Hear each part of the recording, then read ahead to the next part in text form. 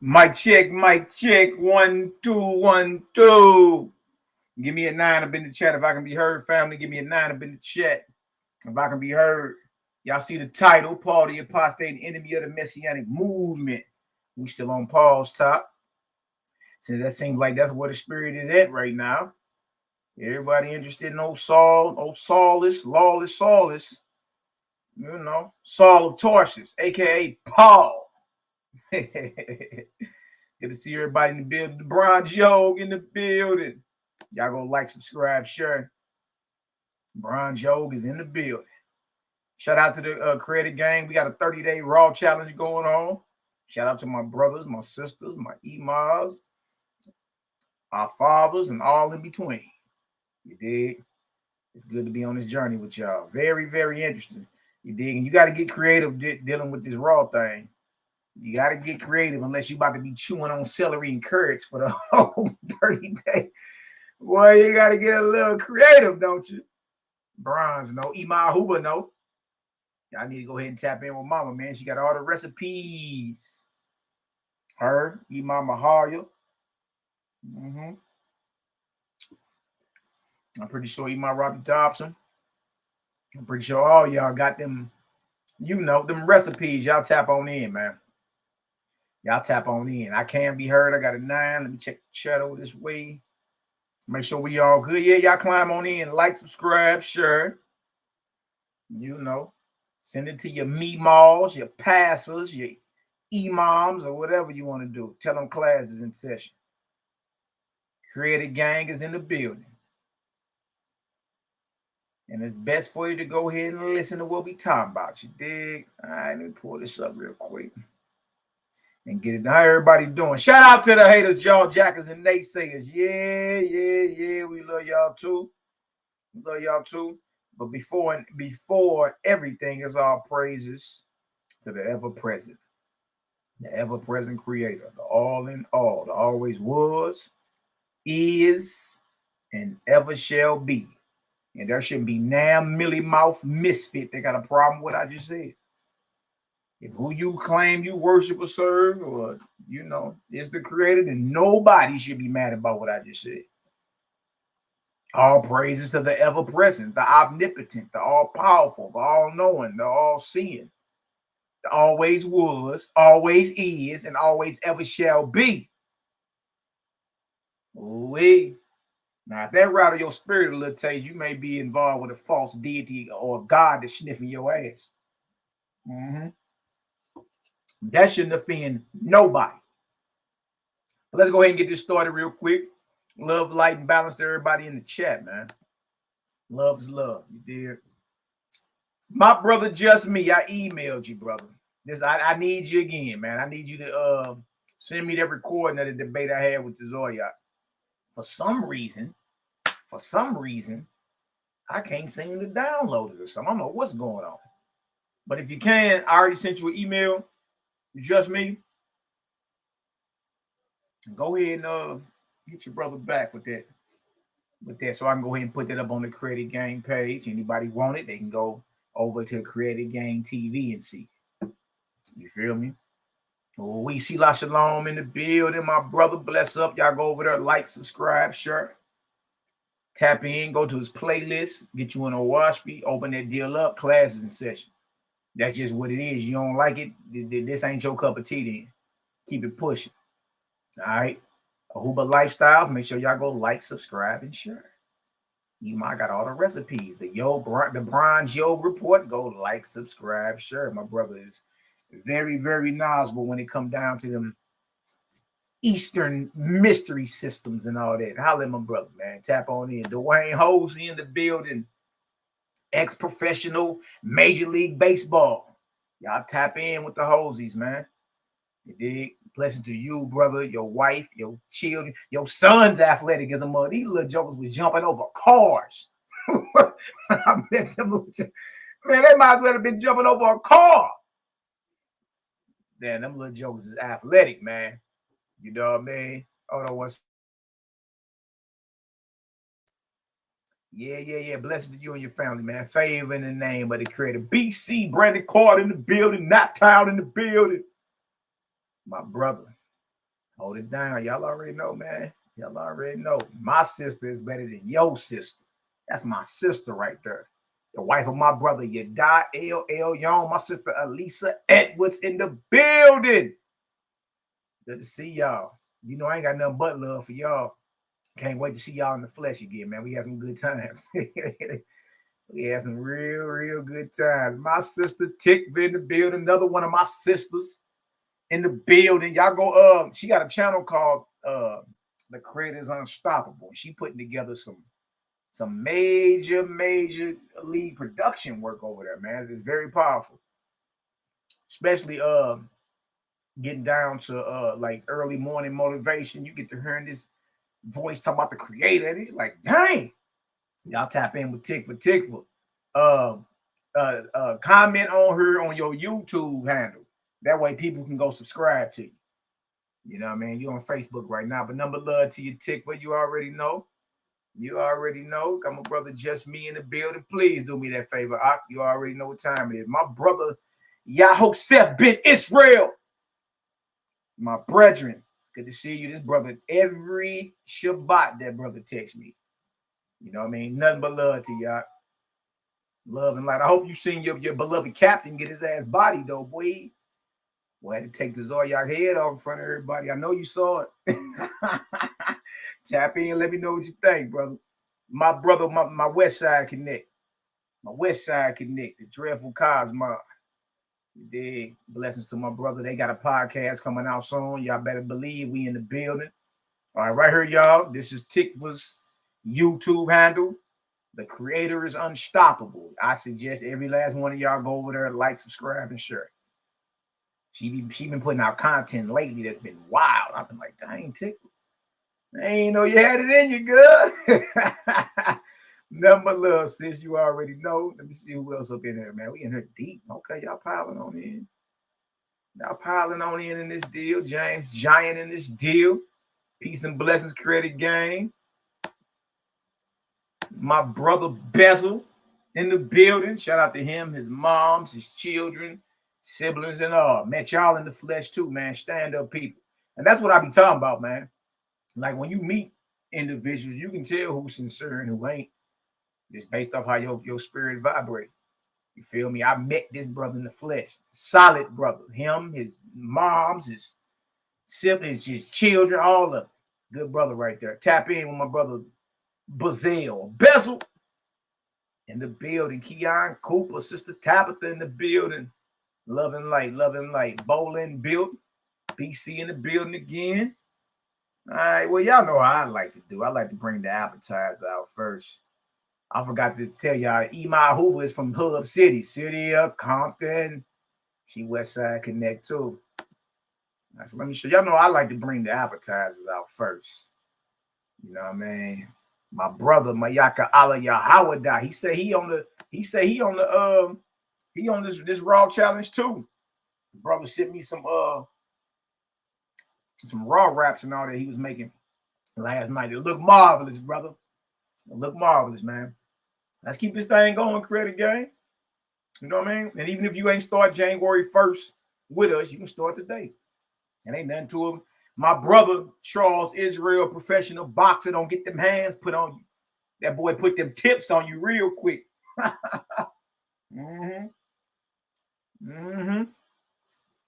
go tap in with my brother Charles Israel, man. St. Louis native. You did professional boxer. That boy put them tips on you. Trust me. And then shout out to you and your fam, bro. Your wife, your children, all that. Y'all already know. Y'all already know. All right, cool. Let me go ahead and get everybody situated. Let's go ahead and share this deal.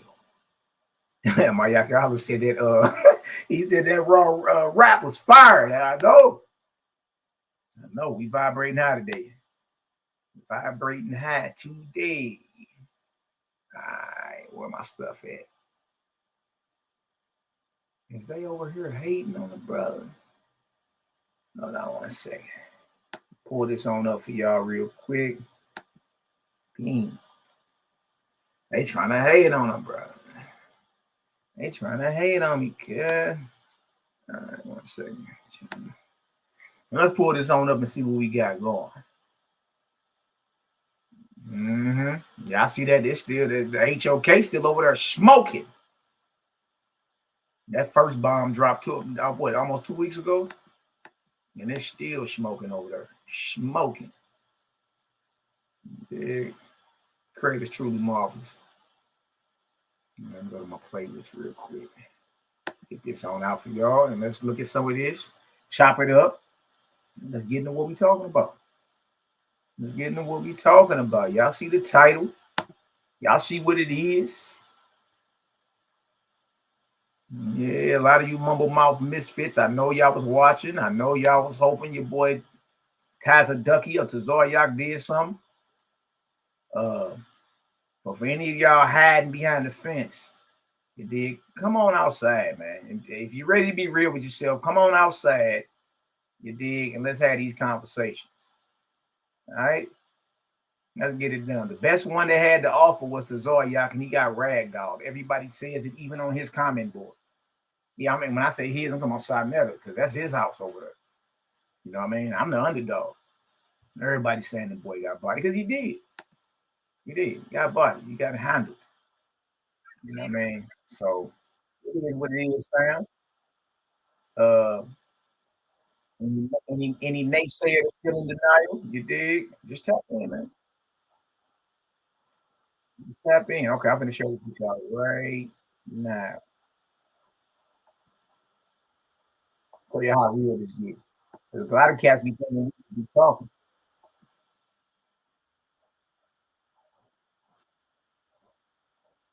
All right, here I go. I'm about to share this right here. And let's work. Let's work. My brother King G Boxologist, my brother Gabriel. What's the word, Aki? What's the deal, bro? Yeah, ain't nothing but love. You know, there's a lot of cats. Hey, bro, you know, there's a lot of cats in denial about that, man. You feel me? So they continue to choose to ignore me. You remember all them years ago I started coming out with all this and start breaking it down? You feel me? How many brothers that we call brothers stop rocking with you, bro? It wasn't you not of course, you wouldn't. I'm saying it's a gang of brothers stop rocking with us. Gang of them. But you've been around, you seen it. You seen it. And it all culminated when I ran into what we call YAH'KI, which everybody claims is like the biggest Israelite out there. And then when I tell you that was easy, that was easy. It wasn't even hard. I prepared for that debate like I was debating the old me. Now that means YAH'KI ain't messing with the old me, you know what I mean? So yeah, it wasn't even hard. It was real easy. And all I do is get in there and show up and show out. That's what happened. So all praises to the creator, though. I'm not, you know, I don't even take credit for that. But all praise to the ever-present creator. Indeed. Now watch this. Let's present this. And let's get to cracking. Let's see what we talking about. Is Malachi making all this up? That's what they'll like you to believe. I'm making it all up. It's, you know, don't trust none of it. So here we go right here. Make sure y'all can see that. We up. All right, this is Robert Eisenman, Paul the liar in the Dead Sea Scrolls, James the brother of Jesus. You know what I mean? Look what bro say. Bro was there. And I remember King. I remember I hate how brothers did you after the info you brought out just because they didn't want to put down to me. Yeah. But you know me, boy, I'm built for it. The average cat would have broke, you know, would have went quiet, shamed him away. You know what I mean? Nah, bro, I loaded up and dropped 110 on them boys. Nazarene editions, 400 hours of teaching on the topic. Because I knew I would run into a big weed. Like, being that the bros around us decided to ignore me and get into denial, I just loaded up. 110 round drum on them boys and dropped 110 Nazarene editions, 4 hours a piece, so 400 hours of teaching on the subject. Only for it to culminate with me taking the head off to YAH'KI with ease. You know what I mean? So any of you brothers listening, you dig, hey, it's time for you to tap on in and be real with yourself. You feel me? You seen me put that boy down with ease. You seen it. So how long you gonna keep being like weak with me? That's all I'm saying. Like how long the brothers that fancy themselves my enemies and chose to ignore me all them years ago, like I was being bewitched or something like that. I just took the head off your beloved captain with ease. It wasn't even hard. So where you at now? At what point do you reach back out and say, bro, I seen that. Hey, I thought you was tripping. Hey, man. Hey, you know, man. Hey, look, let's go over some of these scriptures. Can we rap? Hey, my bad. Man, I talk bad about you. When that come around the corner? You see?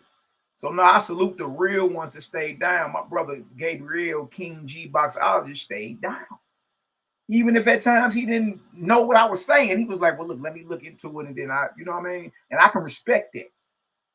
But for any of you brothers that, you know, was running your mouth, smelling your own breath, talking crazy. Nigga, we even had death threats behind this. You know what I mean? And some of you niggas still hang with them. Yeah. So all I'm saying is, look, at what point do you keep it solid with the one that always kept it solid with you? I ain't never hid no information. Whatever I was on, I brought back to the family. It don't matter whether it was money, whether it was information, whether it was a way for us to better ourselves. I ain't never hid nothing. I ain't never threw no rock and hid my hand. So just like with all the other information I got, when I got this info, guess what I do? Do I go whisper it in the corner? Do I get all, you know, shh, don't say nothing because everybody gonna be offended? Hell no, set it off in front of everybody. That's how you test. That's how you test it. See, the old school way, you used to have to catch your fade in front of everybody. And that way everybody would know if you was the real deal with them hands or not. This thing wasn't done in no corner. Nah, I get the information, I look at it, I process it, and I be like, dang, the people need to hear this. And that's what I did. No matter what it was, that Nazarene scene literature, no matter what OSP, you feel me? No matter what information I've ever run across, I've always brought it back to the table. You know what I mean? Even when it came down to finances and all that, bring it right back to the table. When I found out the plug on getting everybody credit cleaned up and getting 700 scores, I brought that right back to the table. And it was a gang of brothers in St. Louis that was walking around with 700 credit scores. You see? I always kept it solid. Always. So for any of y'all that's listening that was hoping Cap took me down, and you one of my people, you one of my brothers I trained up in this. You know what I mean? It's time for y'all to swing back through, reach out, and holler at me. Humble yourself and holler at me. Because all you niggas was wrong. Real talk. All right, now watch this. Let me go ahead and share this. But salute the real ones. And that's what I love about the credit game. We going to keep it real first. That's it. You know what I mean? If you're willing to keep it real first, then, you know what I mean? You don't get caught up in all the emotional bondage and all that. Nah. You know what I mean? Salute the real ones, man. Y'all was hoping that boy Cap did something. That boy got his head took off, even on his own channel. I went to that man's house and left with 60% of the votes in his house. You dig? All right, so let's get into some of this. Love and light, family. Love, light, and balance. Cosmo and Cal in the building, my beloved brother. Y'all go like, subscribe, share, tap in. Yeah, credit gang is out here, man. The beautiful thing is, I ain't the only one that got to teach anymore. You know what I mean? Like, these bros is back to back. Like, dang, okay, bro live, bang. Next day, another bro live, bang. Next day, another bro live, bang. You know, it's just back to back. You know what I mean? And then the conversations we be having with the brothers and the sisters and the information we be sharing. And, bro, I'm about to put together a Google Doc right now. I'm about to, like all that's real. And I get excited when I hear all that because that's what I've been doing the past almost 20 years. Putting lessons together and all that, and coming up, finding new information, and all that excites me. You feel me? All that excites me. All right, so let's get into this, y'all. Easy work, easy work. Shout out to the haters, job jackers, and naysayers. Yeah. We love y'all too. Now check this out.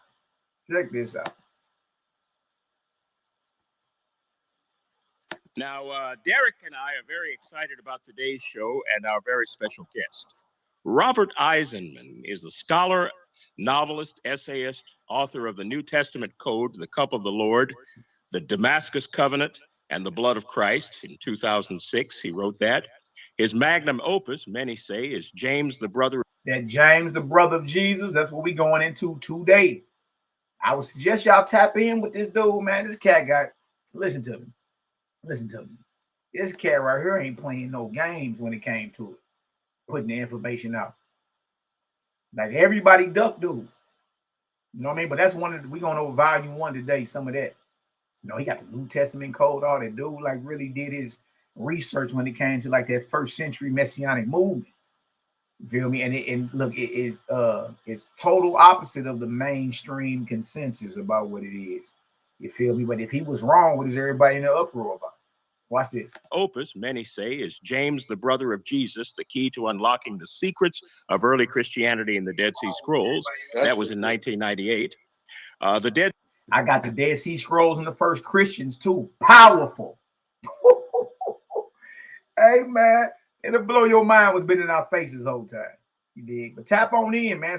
It's a wealth of information out there. Sea Scrolls and the first Christians, 1996. Yes, it is. As a matter of fact, I'm not gonna delay.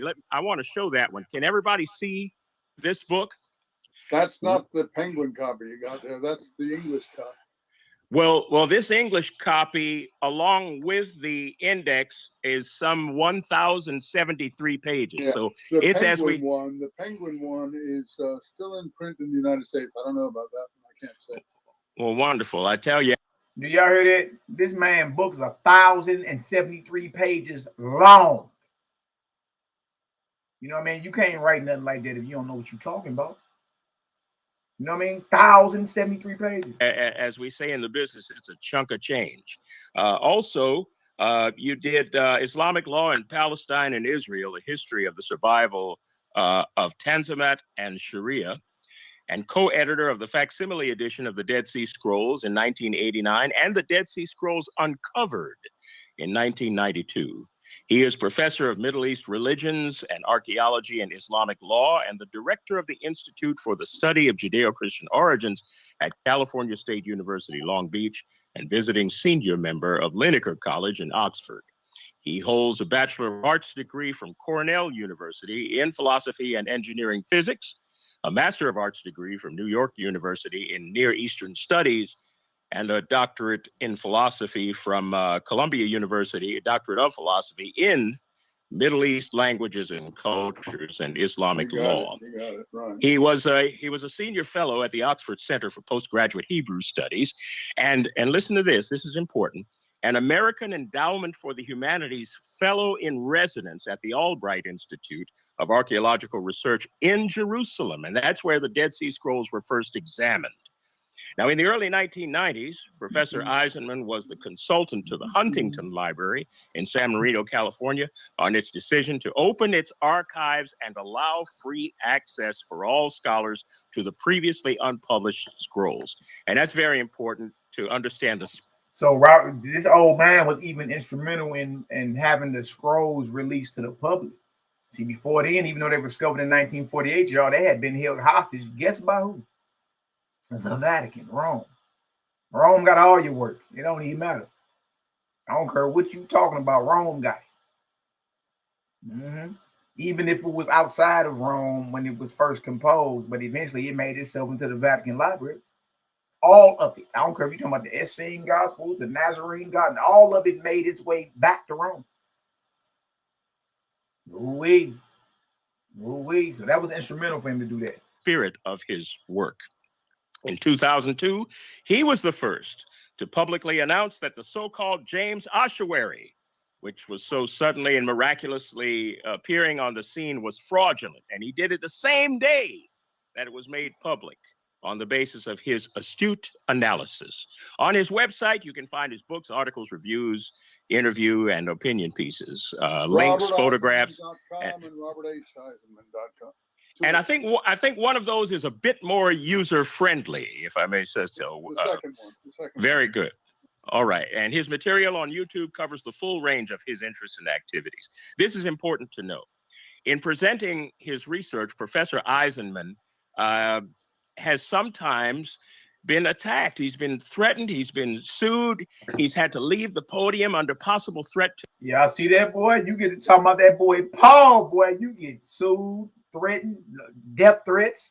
You get sued. Your life becomes in danger. Why? If what the man is saying is so false, what you mad for? You wouldn't have did that if he came up and said, hey, yeah, Santa Claus is a fraud.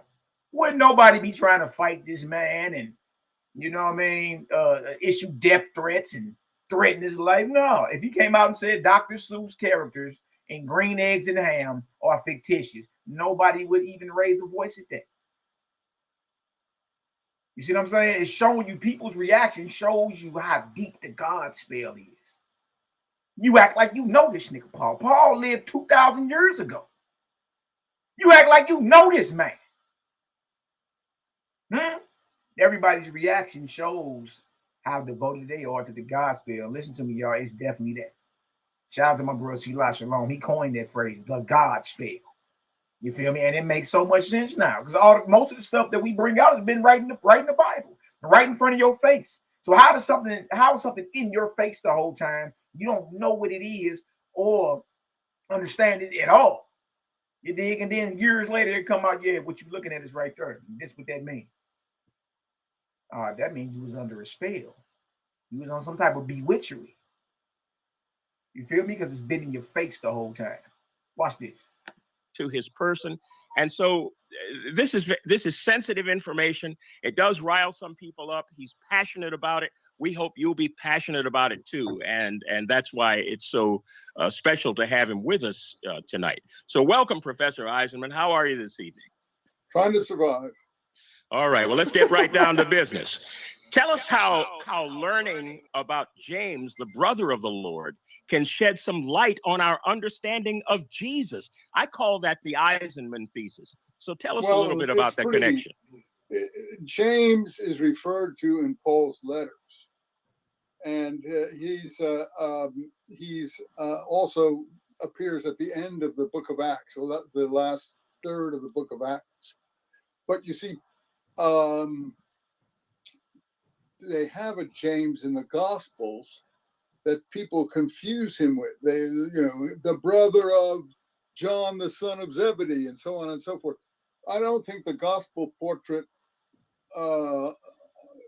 is or are reliable, and those are more in the nature of literature, whereas Paul's letters are actual events that occur. And this, when he's angry at James, he says so. He says in Galatians, I think it's second chapter, he mentions him, and it's not Zebedee that he's talking about. He said, "Not that his importance means anything to me." So, I mean, he makes it so. That's, I would consider to be a negative comment. Absolutely. The reason he's referring to his importance is James is the leader of the early church. But you see, we'd only know that if we go to the church fathers. You don't have a picture of that either in the Gospels. Later in the book of Acts, around from chapter 16 on, where the we document intervenes in the narrative. I say we document. The early part of Acts is like the Gospels: he, they, she, etc. Third person, singular and plural. But around 16, you have a different document, I, we. And that looks like it's from an actual. Y'all see that? Now, how many of y'all knew the scholars divide Acts into parts? You know what I mean? You got the third party perspective from Acts chapter 1 all the way up to 14, and 15 on in is called the we document. It's more of an I and we type. You see what I'm saying? A lot of people don't know that. And that's, again, a lot of us study the Bible and don't really get into composition. How was it composed? Is this first person, third person, or second person? What's being said? We don't extrapolate nothing. We just read it. We read it real fast and claim we got inspired. You don't know, a lot of this stuff is right in your face. Watch this. Travel diaria, probably from Luke or someone like Luke. And that one has James, the brother of Jesus. So, and Paul speaks in 1 Galatians, James, the brother of the Lord. So he knows that this James exists, even if he doesn't like him or if he's at odds with him. Well, the point is that this second part of the book of Acts really enlightens us who this James is. And he's the leader of the early church. Peter is not the leader of the early church. You know, all of this. According to history, Peter is not the leader. Literature may say that, but historical, Peter was not the leader. It was James, Shiach's brother. Watch this. This is mythological from the literary presentation of the Gospels. So if you want to go to a really true picture, go to the We document in Acts. And I don't like to compliment Acts, but the We document is a very convincing presentation.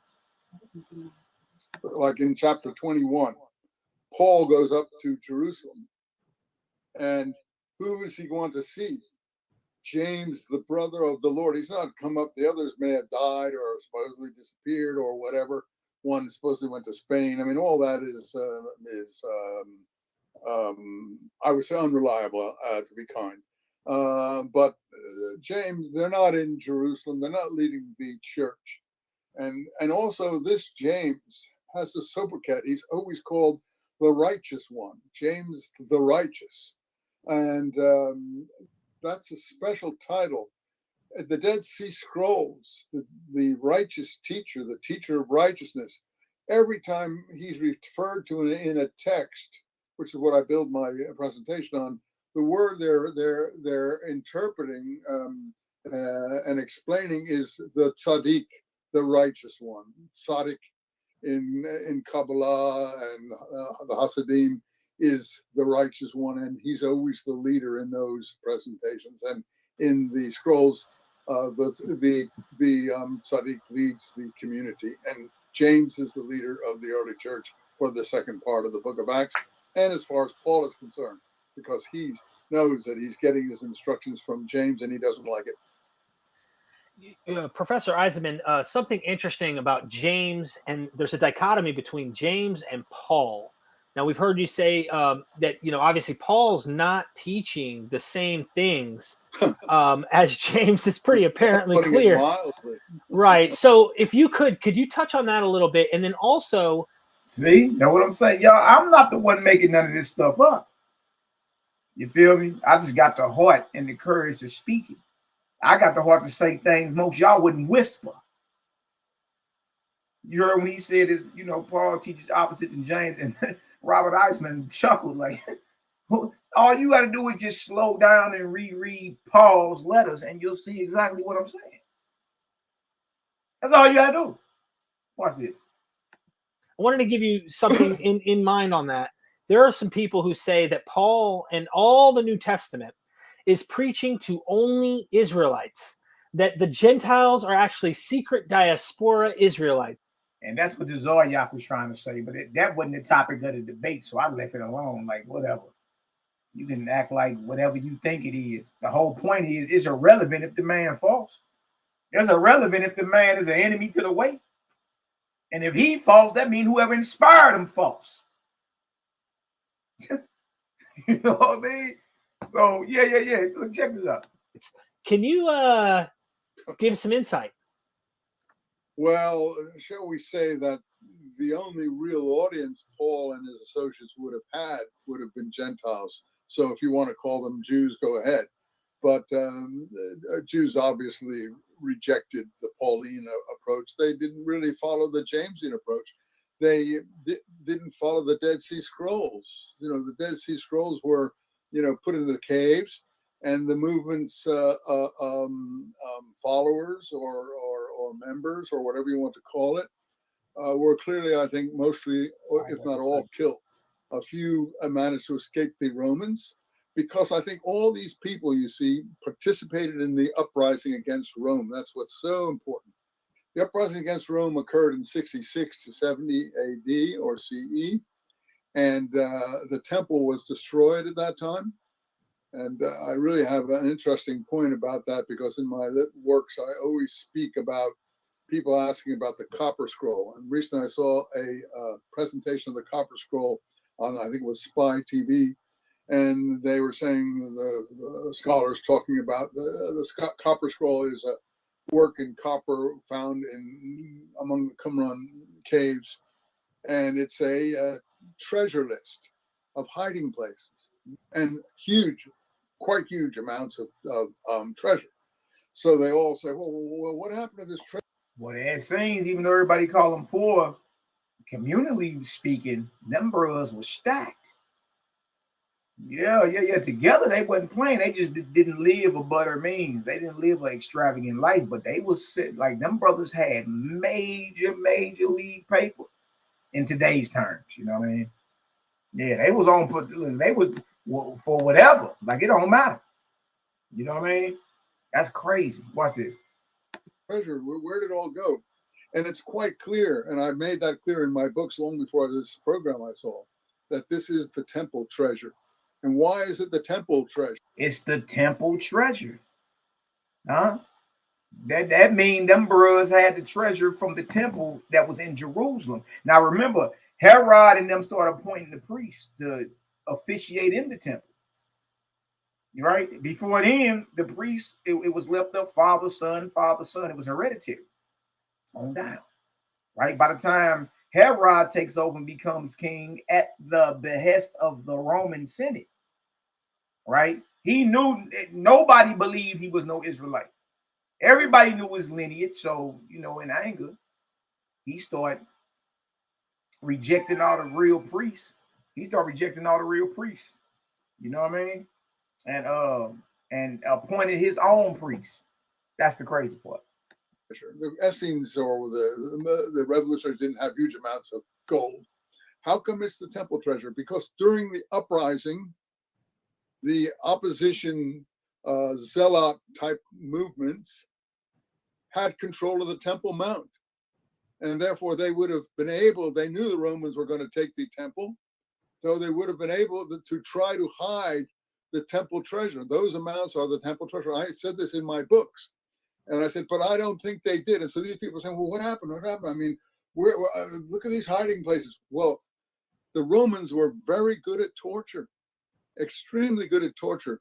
And don't you think if there was any gold or treasure out there anywhere, they would find it?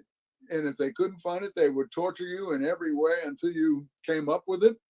They were not people who were very sympathetic to people keeping secrets or anything. And you wouldn't be, short of committing suicide, you wouldn't be able not to disclose it. So I said in my book, oh, sure, they can't find anything because the Romans got it all. They got it all.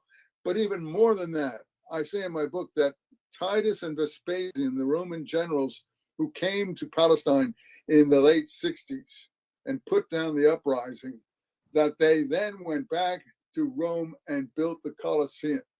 And I say in my book, well, that's the money, the treasure. Where did they get the substance to build this huge, this huge stadium of death? And it's just the opposite, of course, of the temple treasure. So in this TV program I was watching on the Copper Scroll, they were all discussing it and they were asking these kinds of questions. And at the very end of this, they actually show that they recently found in Rome, low down on the Colosseum, a hidden kind of inscription that they had to pare away, a small inscription from that period, not a later period, that said, this structure was built by Titus and Vespasian from the proceeds of their war in Judea. And that's exactly what I said in my books before they even found this inscription. And I have no doubt that that is the truth. The temple treasure went into building the Roman Colosseum.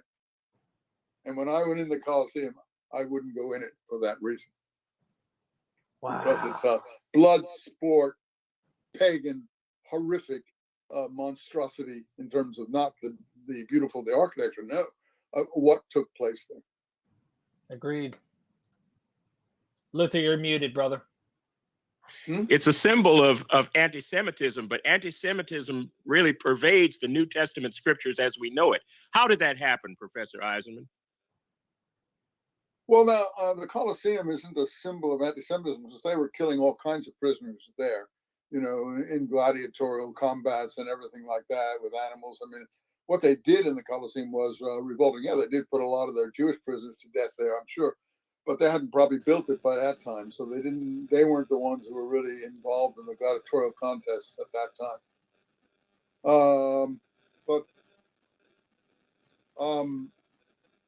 Anti-Semitism in the New Testament. Tell us about it. Anti-Semitism flows out of the Gospels because the Jews are presented as doing all these things to Jesus, and that produces a negative effect, when in fact probably the revolutionary Jews were being led by people like Jesus, James, and others. So, I mean, all that is part of the literary reconstruction. And who? You heard what he said? He said the Messianic zealots, or the Jews that everybody are afraid of, the real ones who niggas later named Christian, they were the ones being led by people like Jesus and James and all that. The Messiah and his movement was anti-Roman. They was in opposition to the Roman occupation and all that. You had Herodian appointed priests and Herodian appointed apostles like Paul and them that was in agreement. But no, these bros wasn't in agreement at all, no way, shape, form, or fashion. You feel me? And all you got to do is go into, like we gonna do today. We gonna go to where Paul himself is in opposition. We not talking about where he agreed. We talking about why is he against them and cursing them and pronouncing castration on them and dissing the dietary law and dissing circumcision. Like he came in and started doing his own thing. And it's different if you got a different perspective on something. That's understandable. But what you got to curse the apostles for? Who you calling a false apostle? If the only apostles are in Jerusalem, who the hell else you calling false? Who else you calling workers of Satan? Who else you calling weak because they choose not to eat the flesh? You see? Even if we had different agreements on what we call circumcision, you would never pronounce the judgment of remove your love muscle and your testes, castrate yourself. But Paul says that in Galatians 5 and 12. Says it clear as day. You just don't know how to look words up. Look up that cutoff. You're going to see it means to emasculate, to castrate yourself. Oh, context, Malachi. We'll go back up to verse 1 and 2. I, Paul, say unto you, if you allow yourselves to be circumcised, Christ shall profit you nothing. Hold on. You already said Peter and James and the apostles teach the gospel of the circumcision. Then you came back in Galatians 1 and 9 and said whoever teaches a different gospel than his, which is the gospel of the uncircumcision, they're damned. What you doing cursing? James said blessings and curses shouldn't even come out the same mouth. So you may find spots where Paul seems as if he's in agreement, but then there's a whole bunch of spots where he's not. So now Paul is double-minded. Now you know who James was talking about. A double-minded man is unstable in all his ways. Paul tell you this is what he's supposed to be doing, this is what he ain't doing. And then he turn around and curse you if you ain't rolling with him. What did James say in James 1? He say any man that claim to be religious but don't know how to bridle his tongue, that man religion is vain. A lot of y'all don't know James is written in response to Galatians. James is responding to Paul. He just don't call him by name. Even down to the faith with works.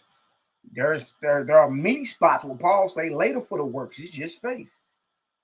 And then he have a few spots where he'll throw some works up in there real quick. It's like, bro, what is you doing? What are you doing? You feel me? You came with your own Gentile protocol. They already had Gentile protocol amongst the apostles. They already had it, meaning if a foreigner want to join the movement, they have to be up under the same discipline. That makes sense, don't it? Same dietary law, same discipline. Same exact discipline. Since there ain't no difference, everybody talking about, well, you got to be up under the same discipline as me. Same exact discipline. Paul was like, no, you can eat whatever you want later for the circumcision. Later, he circumcises Timothy. That's because he was up under threat of the zealot Messianic brothers, and when he was coming to Jerusalem, he did it out of fear. He ain't do it because that's just what it is. You see, easy work, man. I know a lot of y'all are believers in this Paul bearing Paul believer. Most of y'all Paul bearing Paul believers. You dig? And you ain't gonna have the nuts to even look at what we about to bring out. Trust me. Watch this. This is easy. Who did that literary reconstruction? People that ended up in Rome after the war. Josephus, Paul. We know that the who ended up in Rome after the war. Josephus, Paul, and they just so happened to damn near had the same exact story. I mean, both of them are Pharisees. Both of them get Roman citizenship. Both of them retire in Rome. Yeah. I heard the so-called apostle the other day talk about Paul died for this truth. Paul, not according to the Bible, he did. According to the Bible, Paul got back to Rome and retired. Yeah, he got back home and basically was in retirement. You don't get to later on, third, fourth century is a tradition that comes out that Paul was beheaded.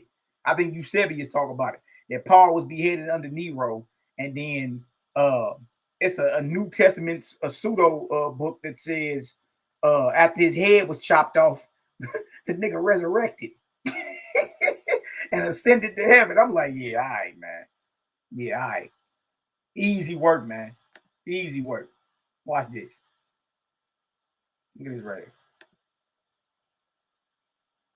governor in Caesarea protected Paul with a Roman soldier escort, rescued him from the Jewish crowd in the temple. I heard it. Paul so connected, boy. They sent over 400 soldiers to go get him. When the Messianic zealots was finna murk him when he came to Jerusalem in Acts 21, they finna put him down. You know what I mean? The Roman soldiers, the governor of Caesarea sent 400 soldiers, the Praetorian Guard. That's the secret service of the Romans. They specialize in protecting very important individuals and intelligence.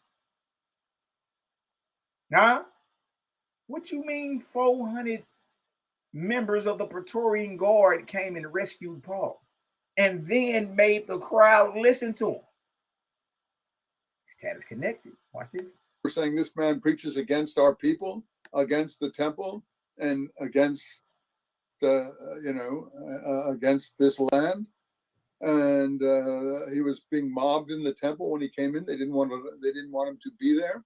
And someone had already prearranged, because James sent him into the temple. James wanted him to go into the temple. When he came up in Acts 21:21, he said, okay, go into the temple to show there's no truth to the rumors we have heard about you, that you preach against the law, against the temple. And we know that he does do that, according to his letters. We know there is no truth to these things. Go into the temple and pay for four people we have here under oath. Nazarite oath is a very specific oath. You could take a lifelong Nazarite like Samson, but you could take a temporary Nazarite oath, at the end of which you have to pay some money in there. And the temporary Nazarite oath is what James is talking about. 4 people, and we know you have money, so you can. Paul was raising money. You can pay for these. So nothing loath, he goes into the temple, according to this is the we document now, Acts 21, 22, etc. He goes into the temple, and with the money he's raising to pay for 4 people they have under Nazarite oath. Now that shows you the James people observed Nazarite oaths. But Paul was not, James wanted him to show he was a hypocrite, to show that he was, he preached one thing overseas, and when he came to Palestine, he was willing to do something else. Anyway, to show him up, shall we say.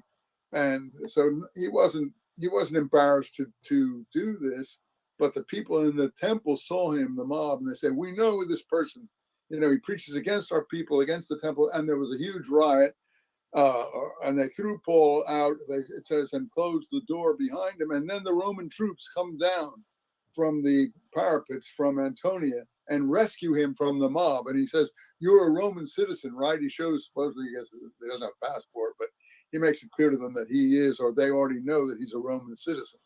He said, "Do you let the crowd do this to Roman citizens?" He says to the troops, and the troops rescue him, and it's in Acts, and force the crowd to listen to him preach, and then take him under armed escort to Caesarea, where the Roman governor is, and they protect him. It's protective custody, and they send him to Rome in protective custody. And when he gets to Rome, he himself says he was perfectly free, and there was nothing, there were no charges or anything against him.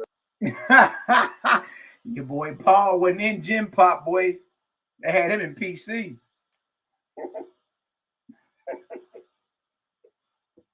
Put that boy in protective custody.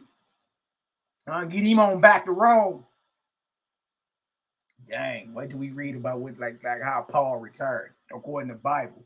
You got later traditions that say he was beheaded under Nero. Nah, that boy got back to Rome and retired. Job well done, huh? Dang. At all, and we don't know what happened to him after that. Professor Eisenman, one thing. All right, so just in case y'all think that's enough of that, I just put the link in the chat. Y'all can go check that link out whenever y'all ready. You feel me? It's the next one we about to get into right here. Somebody better tell these boys I dozed this. I ain't making none of this up. Go deal with the scholars then, since I'm lying. I know y'all study game ain't that deep. It's basic Hebrew Israelite orthodoxy. You just reading Bible and Apocrypha. And some of y'all may read the, the pseudepigraphers and Jashers and, Lost Books of Eden and 12 Patriarchs and all that. But that's as deep as your studies go. You really ain't digging. Most of y'all got Josephus ain't never read none of the stuff that I be sharing about it. Now look at this right here. I'll show y'all this. Since everybody think your little brother be lying, man. This brother is in denial. This brother is in error. That's what your boy Apostle was trying to say. The Holy Spirit. And then he got the nerve to hold the Bible up. Let me tell y'all something about this boy named, call himself Apostle. Let me tell y'all a little something about him. He already on record saying the Bible tampered with. And got contradictions and holes in it and claims to be an apostle. He mad because I came out and told him, boy, you ain't no apostle. The only real apostles are the ones that rock with Yahshua. That knew him. Ain't been no apostles since the last apostle died. There are no apostles. Geno Jennings, he claims he's an apostle today. He could even cast a demon out of nobody. That just happened in that man's church a couple days ago. They got it all online. Geno Jennings don't even know how to bind spirits and cast them out. But he's an apostle, though. He's an apostle. I done successfully cast out a gang of them suckers. And those that know. That's all I'm saying. I ain't really got to brag. I'm saying I don't call myself no apostle. It's just certain knowledge that comes with spiritual warfare. It's a certain knowledge. It's a certain methodology. It's a certain know-how. You see that? This man called himself an apostle and don't even know how to bind up an unclean spirit and dismiss him. Yeah, all right. That's what I'm saying. Like, it sound good. It sound good. All right, this is Dr. Another PhD, Taylor Marshall. You dig? Look at this. Look at this. Zoom on in so y'all can see this. He got the nerve to fix their lips like I'm saying something. Like I'm lying to you. No, I'm not lying to you. Not lying to you at all. The name of this article is, was St. Paul related to Herod? 7 reasons Paul was Herodian. All right, you're your boy Desire. And boy, you sounded real feminine talking about some body bag. I'm like, boy, you sound all feminine as hell. Now we say bag drop around here. Ball game. Think about body bag. Look at this right here. St. Paul says that he is of the tribe of Benjamin and a Hebrew of Hebrews. Philippians 3 and 5. In my book, The Catholic Perspective on Paul, 2010, I assembled a historical biography of St. Paul and showed how his life informed his theology. Since then, I have been trying to fit another piece of the Paul puzzle, Paul's relation to Herod. You need to get with me, Dr. Taylor. I'll show you exactly. Mm-hmm. Mm-hmm. Mm-hmm. Mm-hmm. Look at this. Look at this. I think we playing. Paul was originally a Herodian. By Herodian, I mean that he seems to have connections with the family and court of the Herods. Theologically, Paul favored the theology of the Pharisees before his conversion, but his family connections related him to the inner circle of Herod Agrippa. He PhD saying this. See, you mealy mouth misfits don't go past Bible. You don't get into the composition of Bible. You over here quoting things that Paul said, and y'all don't know most of the stuff he said come from Greek playwrights, come from Greek poets, who lived during the 5th century before the Common Era. Cats like Euripides and Homer and Pindar, you feel me?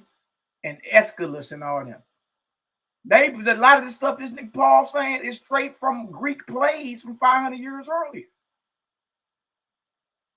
You don't know, you just read. No, it's just a soothing novel. Everybody just got along, James and Paul, and yeah, that's what you want to believe. Yeah. You've been lied to. The gospel is real. Paul was originally a Herodian. Look at this. Here are the reasons demonstrating that Paul had Herodian connections. 1, Paul was highly educated both in Hebrew scripture tradition, but also in Greek philosophy. He seems familiar, for example, with Plato's Timaeus. Y'all heard this? He is Hebrew, but he also dabbles in Gentile learning and culture. This is the Herodian style. Jewish identity, loyalty to Jerusalem, familiar with the priests, but appreciative of Gentile power and learning. Sounds like Paul. And if you educated, look. He's very familiar with Plato's Timaeus. Plato was a Greek poet, playwright, philosopher. And he's rocking the same way the Herodians would rock. Yeah, they educated in the Hebrew literature and the culture and all that, but they love dealing with that Greek, just like Philo of Alexandria, same way. That's the boy that gave you the logos. In the beginning was the word in Greek is logos. Look at this. Example 2, Paul was a Roman citizen. Jews were not typically citizens. Y'all hear this? Jews were not typically citizens. We learned that Paul gained his Roman citizenship by what? Birth. Let me say he was freeborn. This means that his parents were Hebrews with Roman privilege. In the 1st century, Hebrews, look at this, y'all. In the 1st century, Hebrews with Roman privileges were linked to the Roman appointed rulers of Palestine. The who? The Herods. This right here is Timaeus, Plato's most popular play. Paul is familiar with it. Look what he got in his hand.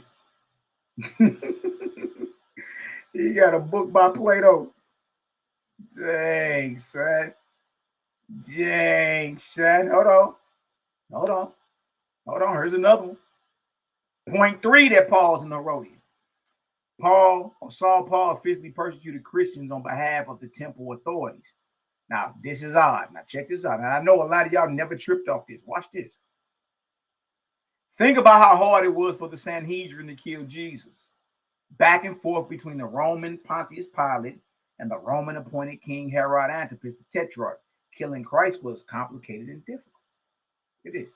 And yet somehow, we ought to believe that Saul received certificates of authority in around the year AD 36 to go about capturing and killing Christians without trial, even as far away as Damascus. Hold on.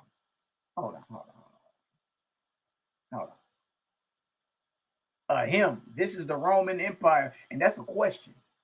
Y'all. Let me read that again so we can get the full sway of it. And yet somehow we are to believe that Saul received certificates of authority in around the year AD 36 to go about capturing and killing Christians without trial, even as far away as Damascus. Him again, this is the Roman Empire with laws and rules. A man can't get permission from the priest of one city and then go and capture people in another city. See, he said, "Oh, now we got to look at this even deeper." Because how does the high priest in Jerusalem or any priest in Jerusalem have authority over what goes down or have jurisdiction over what goes down in Damascus? This is the Roman Empire, y'all, with laws and rules. A man like Paul, a man can't get permission from the priest of one city, Jerusalem, and then go and capture people in another city, Damascus. Look at this. How did Paul get that power?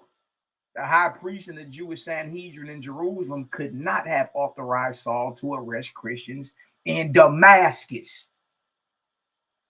See, this the nail in the coffin. Who he really working for?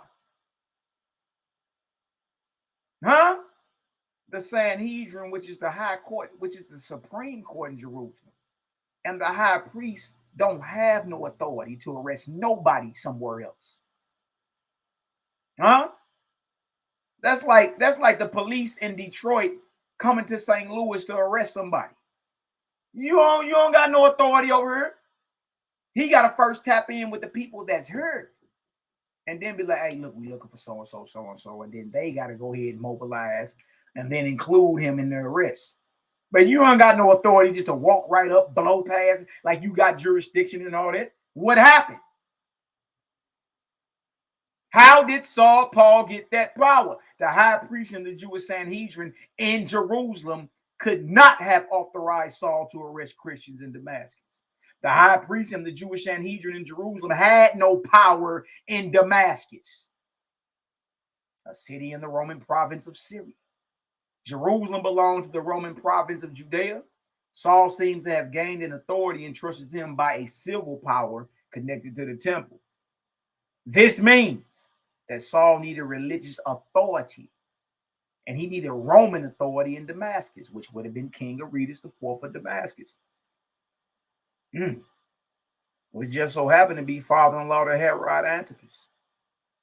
And just so happened he waged war against Herod Antipas at the same time Paul finds himself in Damascus. Didn't Paul tell you I had to get the hell out of Damascus? Didn't Paul tell you that? Same year. Same year. King Aretas IV of Damascus. King Aretas IV, who ruled over Damascus during the period of Paul's conversion, was the father-in-law of Herod Antipas, the Tetrarch. You might remember how John the Baptist was preaching against Herod Antipas for divorcing his wife in order to marry his brother's wife, Herodias.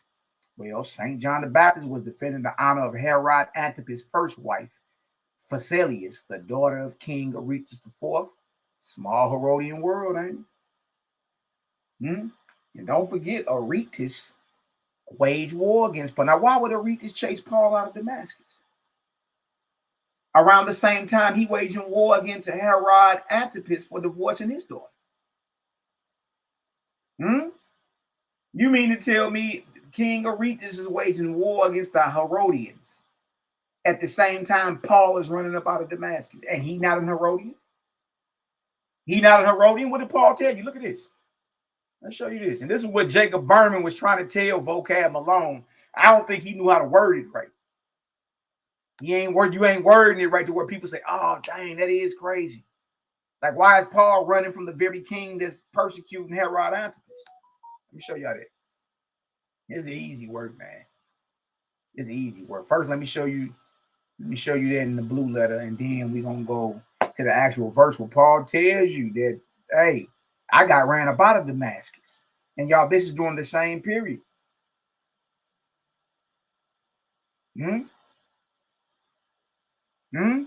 Y'all the Sanhedrin don't got no authority in Damascus, nor does a high priest.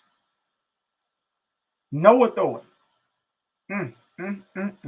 Who was he really? He told you, I'm a Roman. I'm a Roman. Watch this. Let me show y'all something real quick.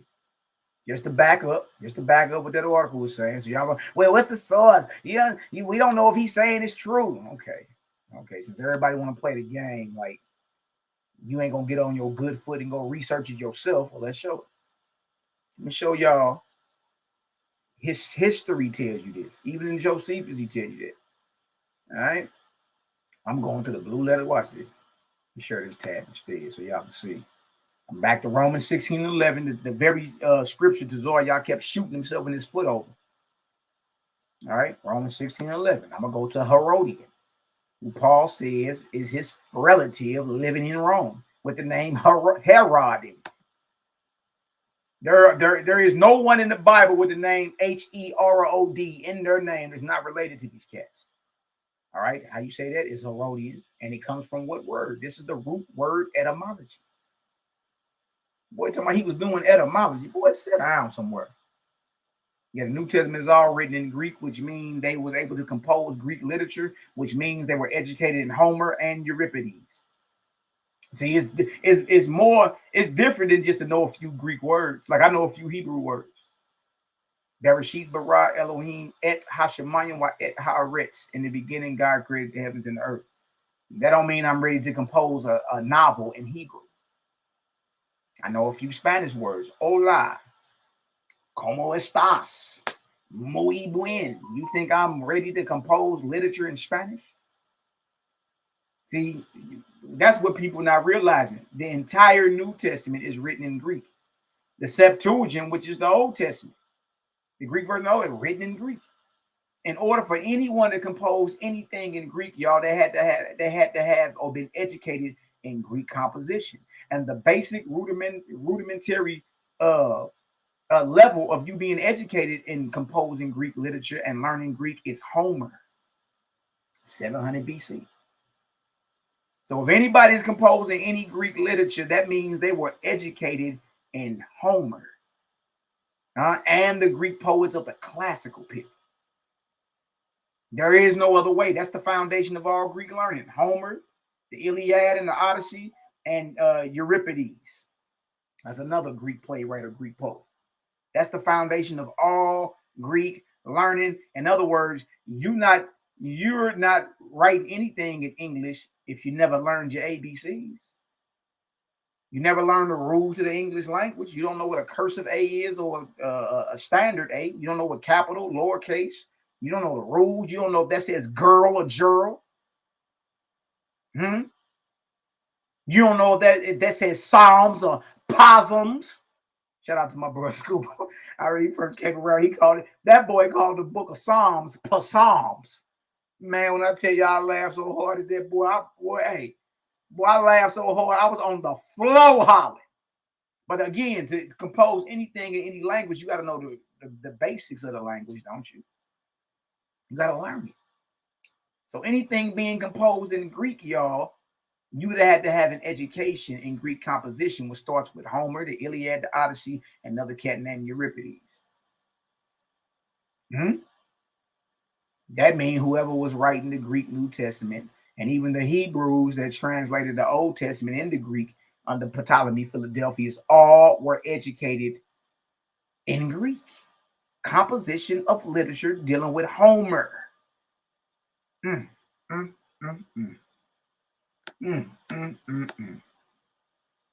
right, now look at this right here.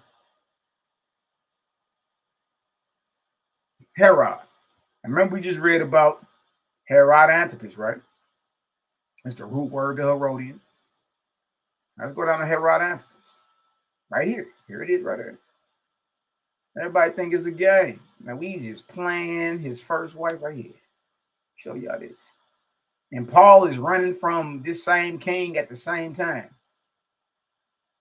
Look at this. Herod, surnamed Antipas, was the son of Herod the Great and Malchus, a Samaritan woman. After the death of his father, he was appointed by who? The Romans. The Romans. Tetrarch of Galilee and Perea. His first wife was the daughter of Aretas. There it is. Right now, y'all write in the concordance. His first wife was the daughter of Aretas, king of Arabia. But he subsequently repudiated her and took to himself Herodias. Look at that. He married one of his sisters or cousins. the wife of his brother Herod Philip, who married another one of his nieces or cousins or something like that. And in consequence, Aretas, his father-in-law, made war against him and did what? And conquered him. Now remember, Aretas went to war with the house of Herod because Herod Antipas divorced his daughter and married somebody else, his brother's wife. And because of that, King Aretas of Arabia went to war with the house of Herod and conquered them. Now watch this. Now watch this. Let's see if Paul mentions any of this. Does Paul mention any of this? Watch this. Watch this. See your boy Jacob Berman didn't know what he was. I ain't gonna say he didn't know what he was talking about. He didn't know how to express himself. This was a dagger when he brought it out. I ain't gonna lie to you. I'm like, yep, it do say that. He's actually right. Look at this. Look at this. And this is during the same time, same exact period, same year. We're talking between the years 36 and 39 of the Common Era. Look what Paul is saying, what Aretas did to him. In Damascus, the governor under Aretas, the king, kept the city of the Damascenes with a garrison, desirous to apprehend me. So he had a garrison out on him. What's a garrison? Look at this. And through a window in a basket was I let down by the wall and escaped his hands. Look at that. Huh? That means that the government of Aretas, king of Arabia, remember, was at war with the house of Herod.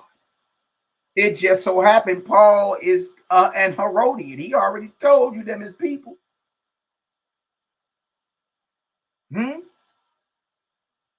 Look at that. Look at that. So this same king went to war with the house of Herod on behalf of Herod Antipas, Herod the Great's son. And because of what he did with his daughter, he went to war and won.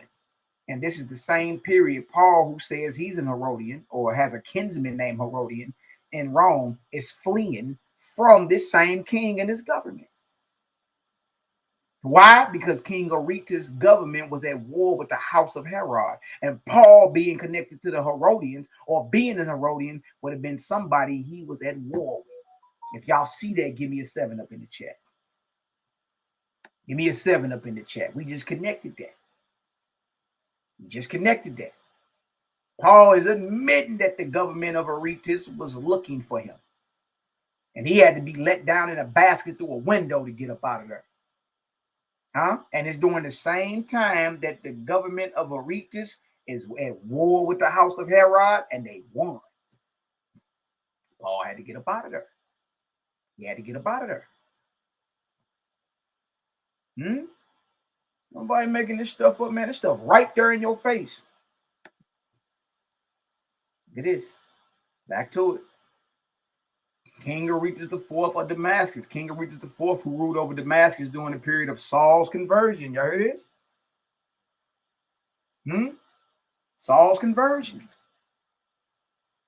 Can't get away. We look at the Bible and read King Aretas of Arabia. We look at Josephus, King Aretas of Arabia.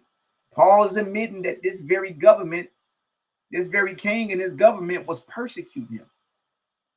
And this is during his conversion period. But it's just so happened to be the same time that the government of Aretas, king of Arabia, is at war with the entire house of Herod. And Paul, who says he has a kinsman named Herodian in Rome, is fleeing from Aretas at the same time he's conquering the house of Herod. And let me help you out with something. There are no coincidences in any of this. That ain't no coinky dink. King Aretas IV, who ruled over Damascus during the period of Saul Paul's conversion, was the father-in-law of Herod Antipas, the tetrarch. You might remember how, father-in-law, should I say, you might remember how St. John the Baptist was preaching against Herod Antipas for divorcing his wife in order to marry his brother's wife, Herodias. These cats was nasty, man. Well, St. John the Baptist was defending the honor of Herod Antipas' first wife, Phasaelis, the daughter of King Aretas, small Herodian world. Look at this. Look at this. Yeah, there are no coincidences in there. Ain't no way Paul claiming to have a kinsman named Herodian and doing his conversion on his during his conversion, going to Damascus, and in Damascus, the government or the king of Arabia in Damascus wages war against who? Herod Antipas, the entire family of Paul. And that king won he won that war. Right? So guess what Paul had to do? He had to get up out of there too. Look at this. Which one politician of this period had deep connections with the high priest at the temple in Jerusalem and political influence in Damascus? Who was the only man on earth who could arrange for Saul to act on behalf of the high priest in the foreign city of Damascus? Oh, that's right. Herod Antipas, the tetrarch. Dang.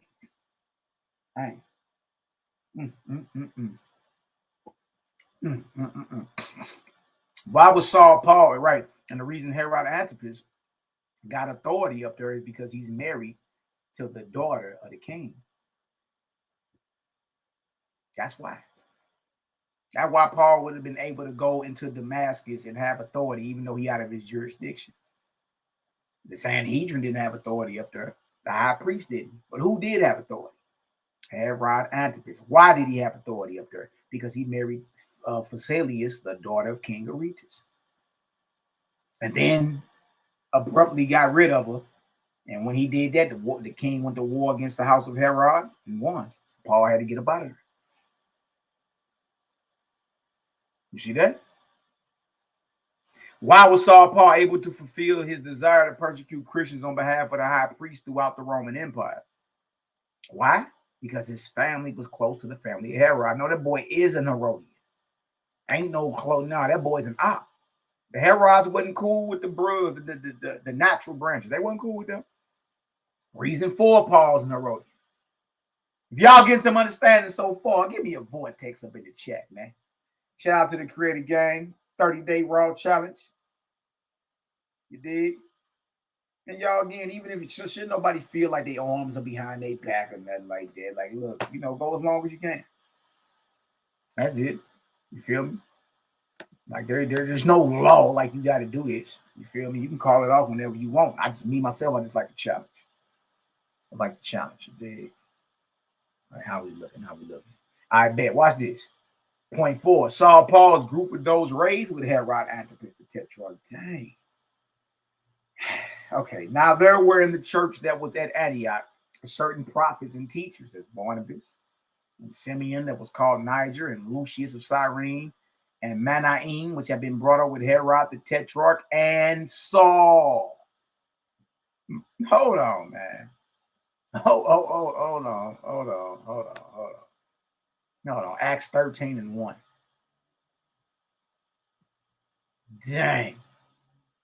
Dang, look at your boy Saul Paul. Now there were in the church that was at Antioch certain prophets and teachers as Barnabas and Simeon that was called Niger, and Lucius of Cyrene, and Manaim, which had been brought up with Herod the tetrarch, and Saul. What you mean brought up? Like they was homeboys? They hung out in the backyard? Huh? What you mean brought up together? Watch this. Oh, my bad, y'all. Dang, I'm over here tripping.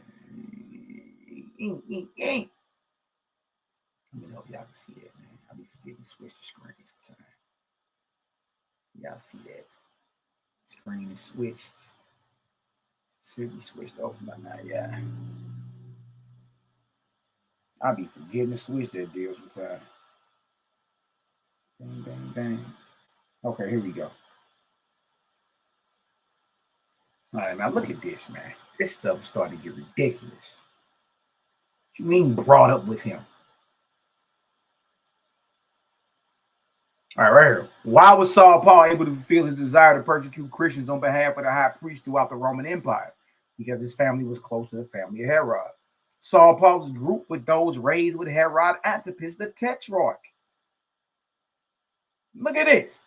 Now there were in the church that was at Antioch certain prophets and teachers as Barnabas and Simeon that was called Niger, and Lucius of Cyrene, and Manaim, which had been brought up with Herod the tetrarch, and Saul.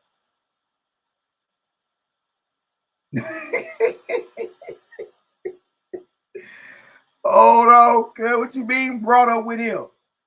Now we all know the Herodians are very close with the Romans. I mean, after all, where else they would have been learning Greek language and Greek composition? And look at this. The Greek is unclear, but there is certainly a group of young Jewish men in Antioch who are associated with Herod Antipas, the Tetrarch. Look at this. Look at this.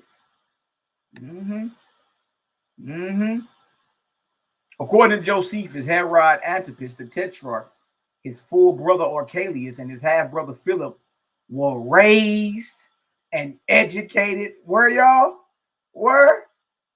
In Rome. Bag drop. Bag drop. What did you even talking about? Bag drop. If they were brought up with Herod Antipas, the Tetrarch, if Saul and Menahem were brought up with Herod Antipas, that means them boys was educated in Rome. Antiquity of the Jews, 17, 20 through 21.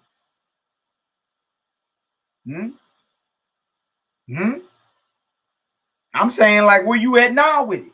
If Acts 13 is saying they were brought up together, and we go to the historian Josephus, and he say, look, all them was raised in Rome. They would have had to been raised there because that's where their education was coming from.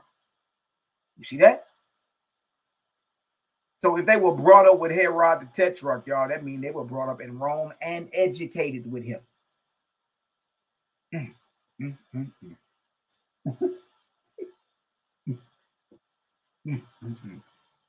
Look at it. Is it right here? Hence, those raised with Herod Antipas the Tetrarch were educated in Rome. Let that sink in. Let that sink in. Look at that. Hence, those raised with Herod Antipas the Tetrarch were educated in Rome. I would not be surprised if Saul Paul had also studied in Rome as a young man, even though he is younger than Herod Antipas the Tetrarch. Dang. 0.5 of why Paul is an Herodian. Look at this. Look at this. Paulus was not merely a plebeian rabbi. He had political clout. When Saul Paul is arrested, the commander assigns, get this, 470 men to guard Paul's life. What? Hold on. Look at this. Get ready a detachment of 200 soldiers, 70 horsemen, and 200 spearmen to go to Caesarea at 9 tonight. 24. Provide horses for Paul so that he may be taken safely to Governor Felix. Acts 23 and 23. Now see this? 200 soldiers, 70 horsemen, and 200 spearmen for a total of 470 bodyguards. Who is this cat? I'm saying, who is he? Like, how is he so important that the Roman government would see fit to protect him with 470 bodyguards? That lets you know the Messianic zealots wasn't playing. Look at this. Yes, Paul was a Roman citizen, but Roman citizens didn't normally receive 470 bodyguards, yo. Who is this cat? Saul or Paul was being protected because he was connected to the family of Herod Agrippa. Ball game. Hey, I'm saying, who can explain why 470 Roman soldiers were dispatched to the bodyguard? What excuse you got for that? And look, it's deeper than him just being a Roman citizen. No, he got Herod Agrippa and them backing him. He's connected. And all they did was just pass him on up the line until he got back to Rome and he retired. That's it. Like my boy Cosmo Cal said, how the hell the Romans even know he was there? Oh, I forgot his nephew ran up there and told him. The hell is wrong with y'all? So his nephew, I guess his nephew would be a Benjamite too. So you mean to tell me the Romans care about a Benjamite? To where they send 470 bodyguards of the Praetorian Guard to protect this man?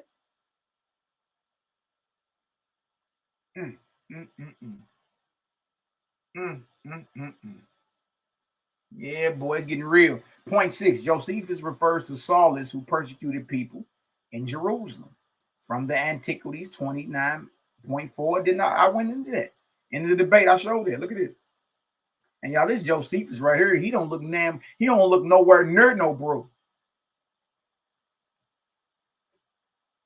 We got the physical description of Paul, and his description is almost identical to this, except Josephus got a little hair on. Paul was following the challenge. That's Josephus right there. Which mumble mouth misfit gonna twist his lips and tell me Josephus was a black Hebrew Israelite? Look at him. There he is right there. It's a marble bust of him.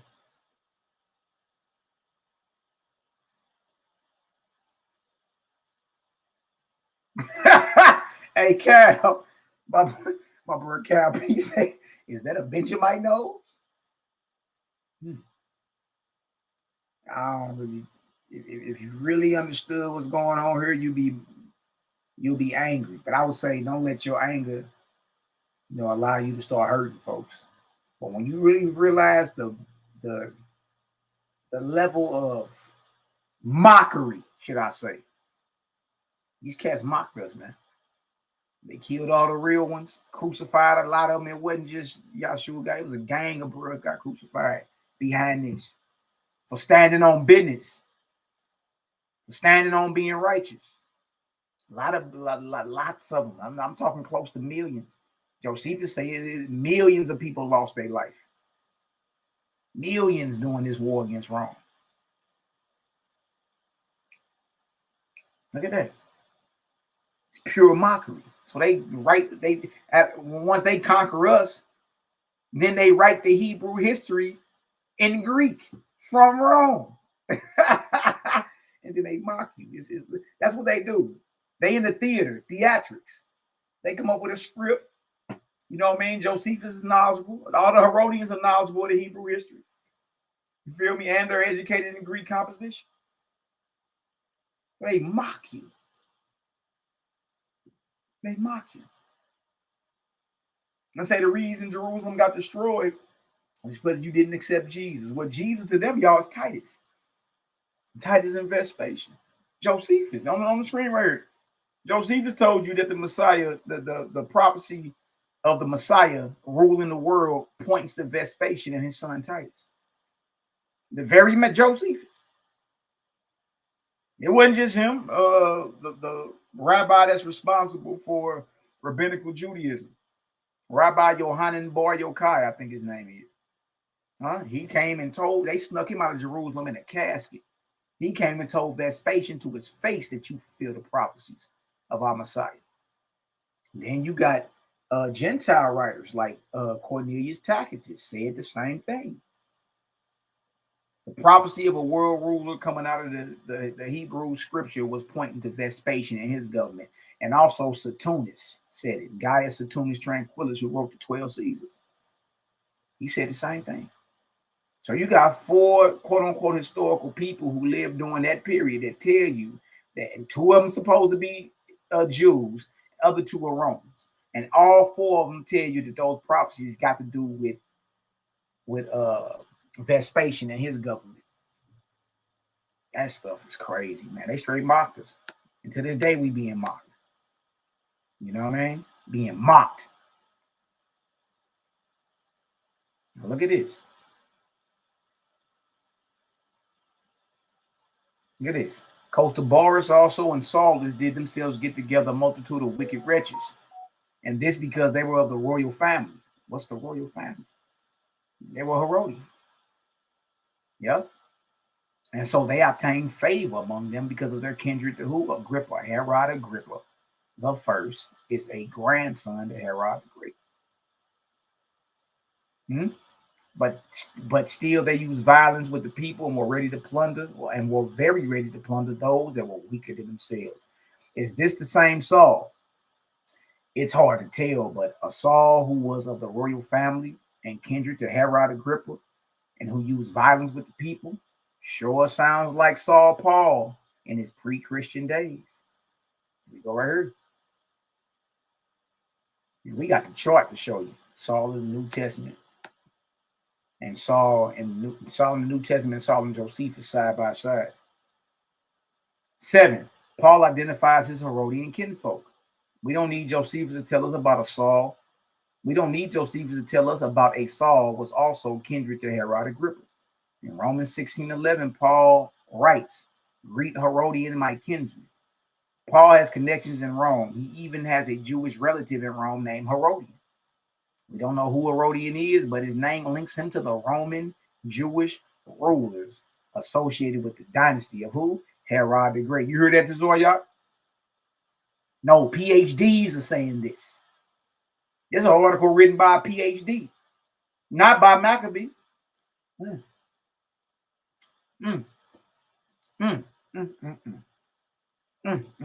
Conclusion. Some might counter my arguments by stating that Saul Paul himself claims to have been a Pharisee and not a Herodian. But this is where things get interesting. The Pharisees and Herodians work together. Oh, no, good. Oh, no. See, now we got a problem here. Now we got a problem here. When the Herodians are mentioned in the Gospels, a lot of y'all don't know that. Mark 3 and 6, Mark 12 and 13, Matthew 22 and 16. Compare also Mark 8 and 15, Luke 13, 31 to 32, and Acts 4 and 27. They are coupled with the Pharisees. For example, in Mark 3 and 6, the Pharisees plotted against Jesus regarding his teaching on the Sabbath day by incorporating the Herodians in their conspiracy. In 8 and 15 of Mark, Christ described the alliance of Pharisees and Herod against him. In Mark 12, the Pharisees and Herodians together try to trap Christ with their questions about paying taxes. The fact that Saul Paul was a Pharisee does not disqualify him from being an Herodian, or rather it what? Substantiates it. Ball game, boy. Let's go look up some of these verses then. So they think we playing. So they think we play. This is the game? What you think I'm playing? Oh, man. All right, let's go to the first one, Mark 3 and 6. Let's go there. And let's just see. All we need is like 2 verses to show that the Herodians were plotting with the Pharisees. So for the fact that he claiming to be a Pharisee, him and Josephus, is further proof that they're linked with the Herods. Ooh-wee. I know you're mad.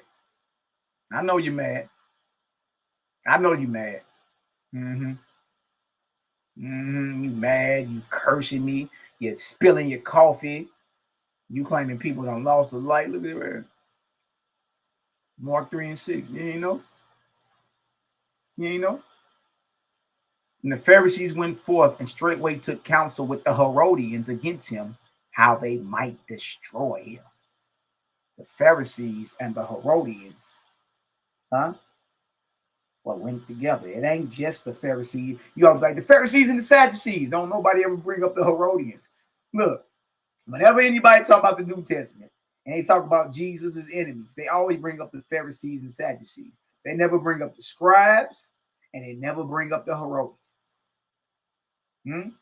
Because everything you know is based off sound bites. Your faith today is based off a sound bite.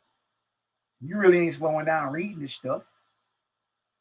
The Herodians. Let's click on Herodians.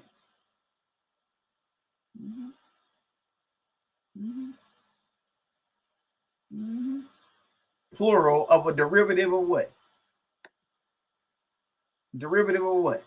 Herod. Look, y'all, the very root word that Herodian and Romans go back to. You mean to tell me Herodian in Mark 3 and 6 and Herodian in Romans 16 and 11 both go back to the same root word of Herod? But Herodian in Romans 16 and 11 ain't related. Now, what is an Herodian? Look at this.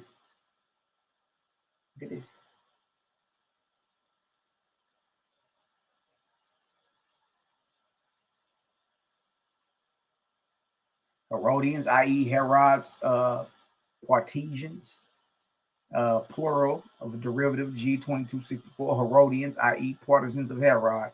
Herodians. We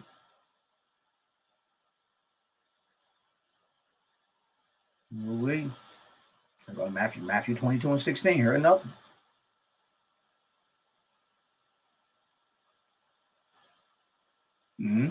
Matthew 22 and 16. And they sent out unto him their disciples with the who? Herodians. Saying, Master, we know that thou art true and teachest the way of God in truth. Neither carest thou for any man, for thou regardest not the person of man. Mark 12 and 13. And they send unto him certain of the Pharisees and of the Herodians to what? To catch him in his words. So, what? Oh, shit. I ain't share the screen again. Dang, man, why I be doing that? Here we go. My bad, girl. Man, stuff up, man. All right, here we go. Here we go.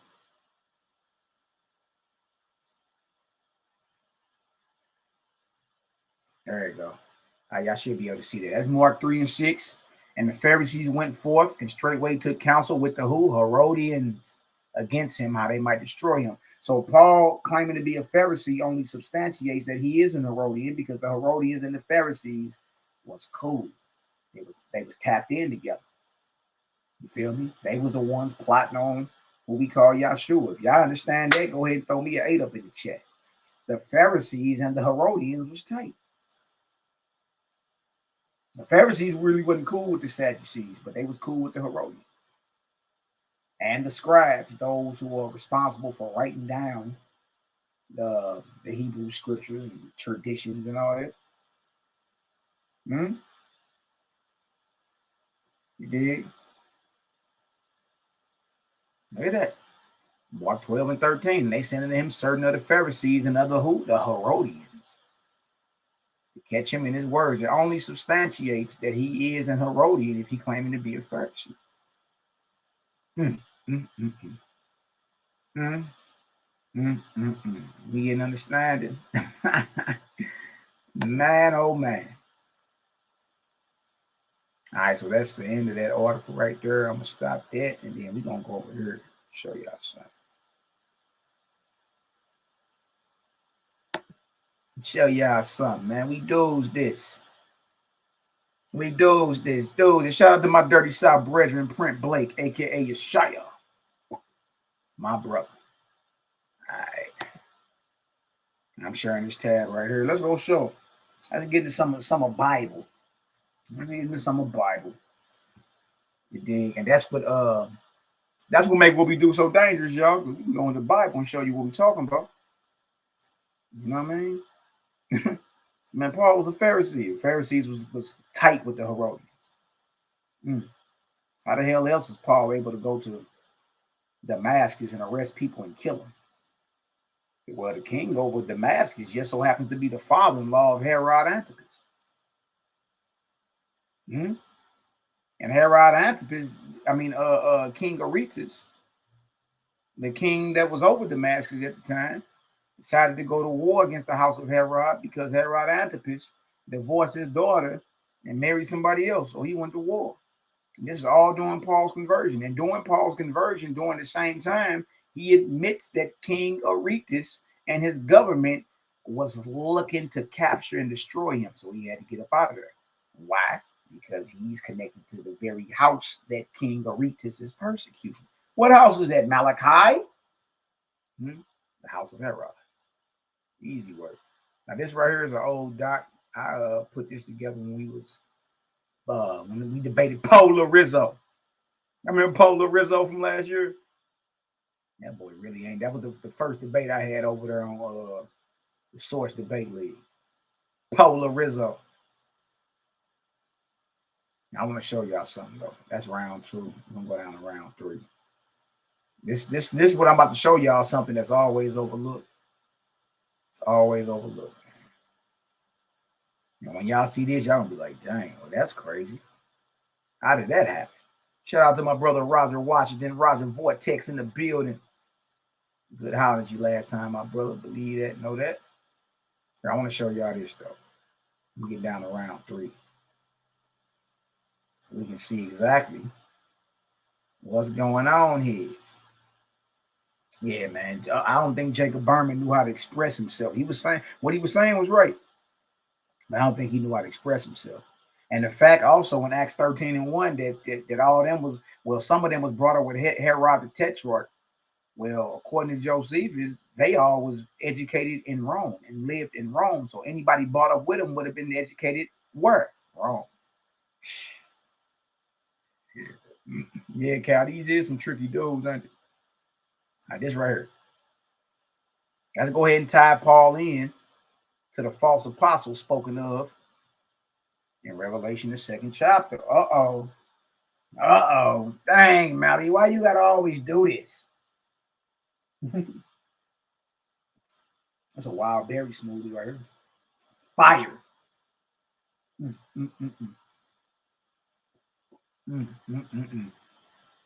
I know some of y'all just holding on. Well, it really ain't that bad, man. Paul's kind of cool. He just misunderstood. I'm about to show you. All right. Now, this is my round 3 for your boy Polar Rizzo. I'm gonna slow it down so y'all can see what's being said. All right. Saul of Tarsus and his band of misfits, the false apostles in Ephesus. Uh-oh. Well, hold on, Malaki. Paul has a letter to the Ephesians. Look what Paul says.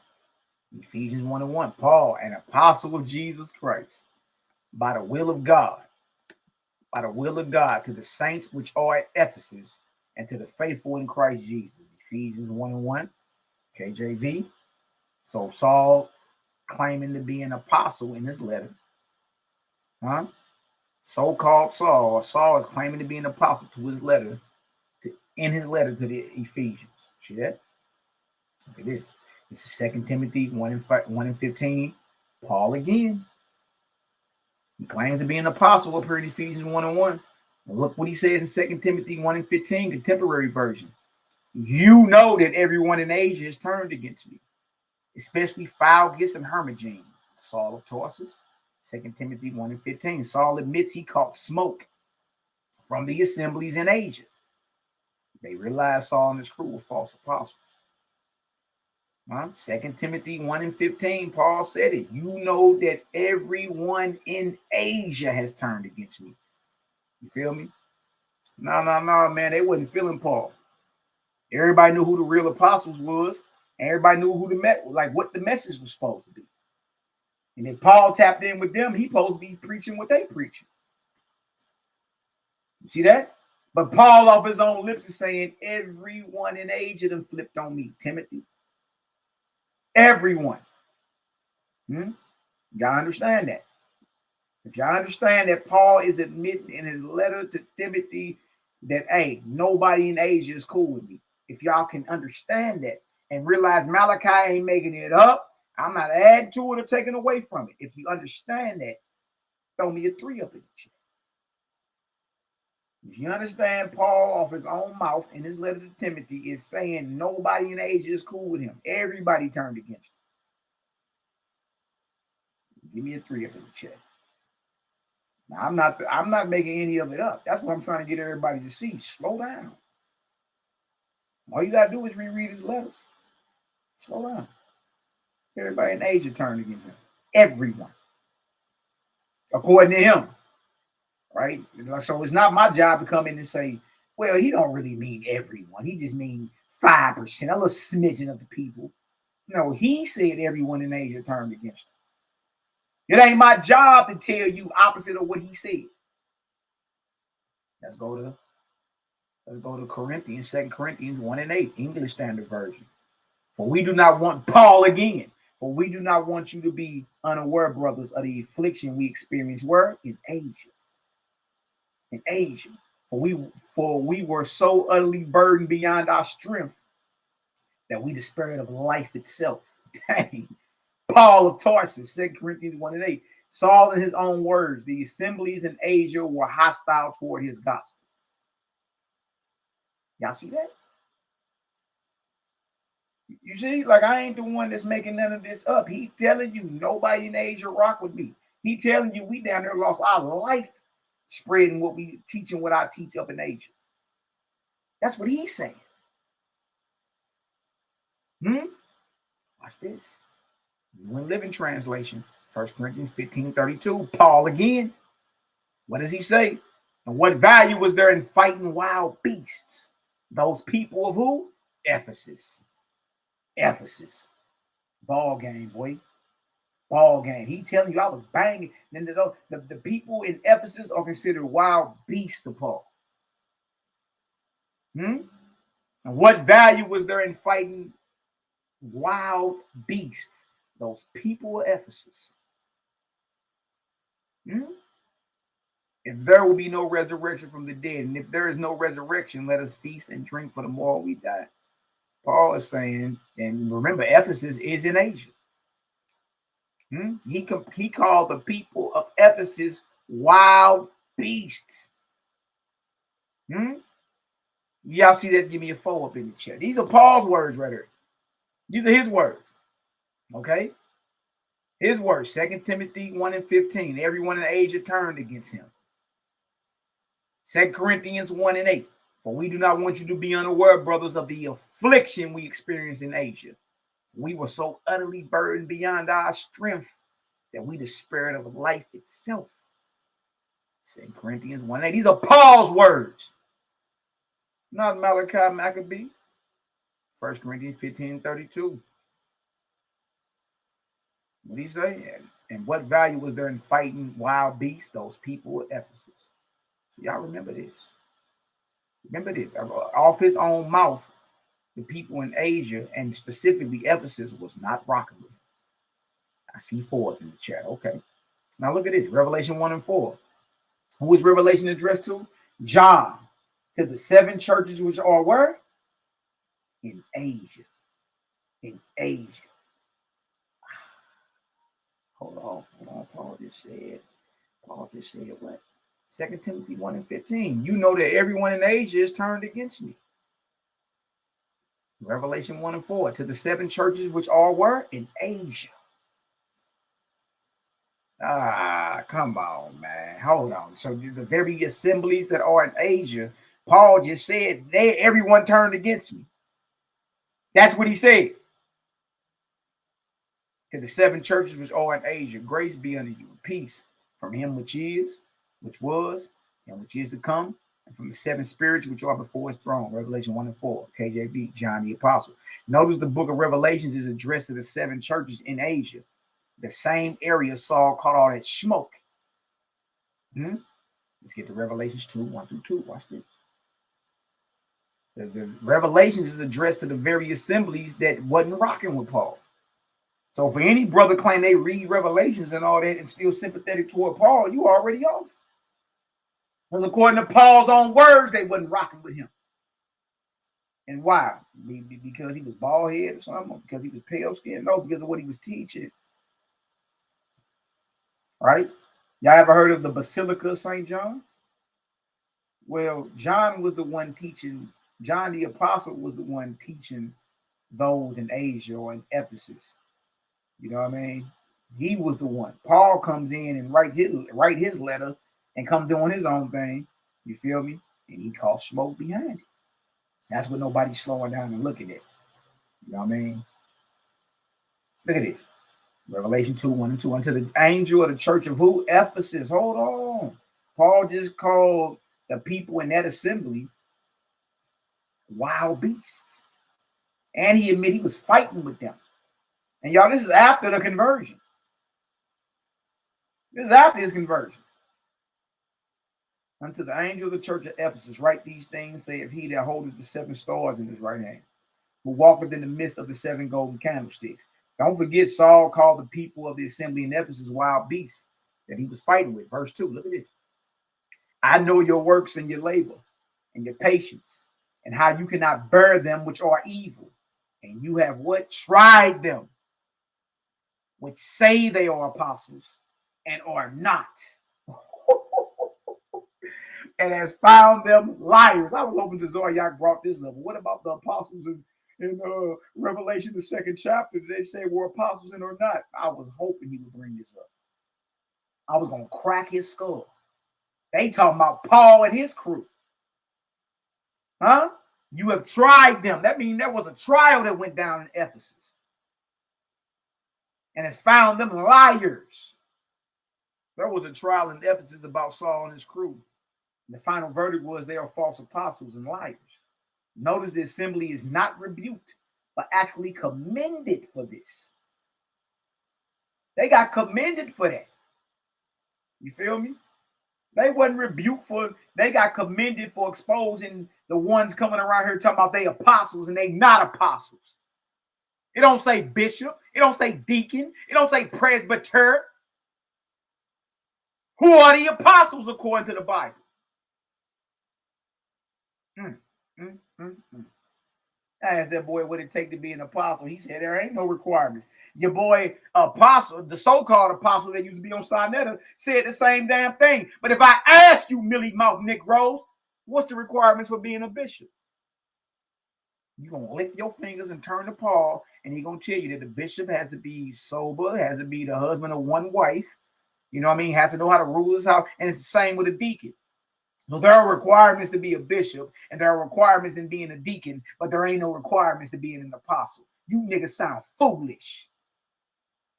You mad because he don't fit the bill. Him nor anybody else after him claiming to be an apostle. They're false. And in Ephesus, it went down. They knew dude wasn't no apostle. Dang. The hell we talking about around here? Now watch this. If you think I'm playing, let's go to Acts. Acts 19, 1 through 3. Look. Paul said the people of Ephesus are wild beasts. And y'all, he's talking about those he's going amongst teaching. So he's talking about the assembly in Ephesus. Paul already said he called hell in Asia. Everyone in Asia turned against him. He already said that he was that he caught so much smoke in Ephesus or Asia that they even despaired life. And then he turns around and calls the assembly or the people in Ephesus wild beasts. And then we go over to Revelations, the 2nd chapter, and the first assembly being addressed and being commended is the assembly in Ephesus for having a trial against false apostles and finding them to be liars. See, it'd be different if Paul himself never admitted that he was having problems in Asia and Ephesus, but he did. That's what makes what we do so dangerous. We in his letters. You explain that. So when we say bag drop, that's what that mean, boy. We be in our bag around here. So when we open up our mouth and come on with a lesson and all that, you best believe it's very well researched. Because we be in our bag. What you mean? Shout out to the creative game, man. Shout out to the creative game, man. Ain't nothing but I love these brothers and sisters. I'm telling y'all. Solid. Acts 9, 1 through 3. Look at this. Look at this. And it came to pass that while Apollos was at Corinth, Paul, having passed through the upper coast, came to Ephesus. And finding certain disciples. Hold on. So Saul comes to Ephesus and finds disciples or believers already in the Messianic movement. See, how many people can read Acts 19 and 1 and extrapolate that out of there? There's no reason why you can't. The only reason you ain't extrapolated it or pulled everything you can out the verse to paint a perfect picture so you can get some understanding. That's what extrapolating is. You're getting the most out the text that's in front of you. Now, how can MALAKIMAC extrapolate that Paul comes to Ephesus and finds believers already in the Messianic movement? What gives me the right to do that in that verse 1? Because he found certain disciples. Disciples of who? Students of whom? Yeah, they was learning. They was already initiated or they was already getting involved in the Messianic movement coming out of Jerusalem. So they already believers. You see that? Yeah, you missed the memo, eyes wide shut. Now pause and up. I don't know where you've been the past 3 years because all we've been doing is exposing you with his letters. Yeah, you might want to catch up, or you might want to go watch that debate. I smoked your beloved captain to YAH'KI. And if you really want to catch up, we can give you all this stuff, man. Yeah, Paul's an enemy. You dig? And he was an enemy to the real apostles. He was hostile before and after his conversion. So if you want to get some understanding, just sit back and take notes. I got over 400 hours of teaching on the topic.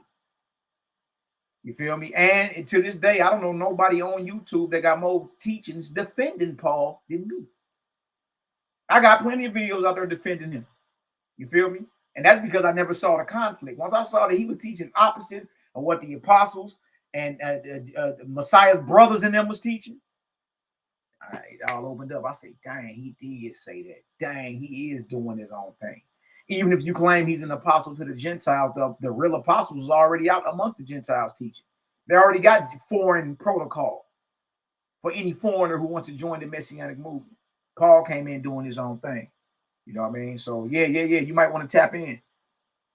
Okay, so anyway, Saul comes to Ephesus and finds disciples or believers already in the Messianic movement. Why can I extrapolate that? Because it says he came there and found certain disciples. Verse 2.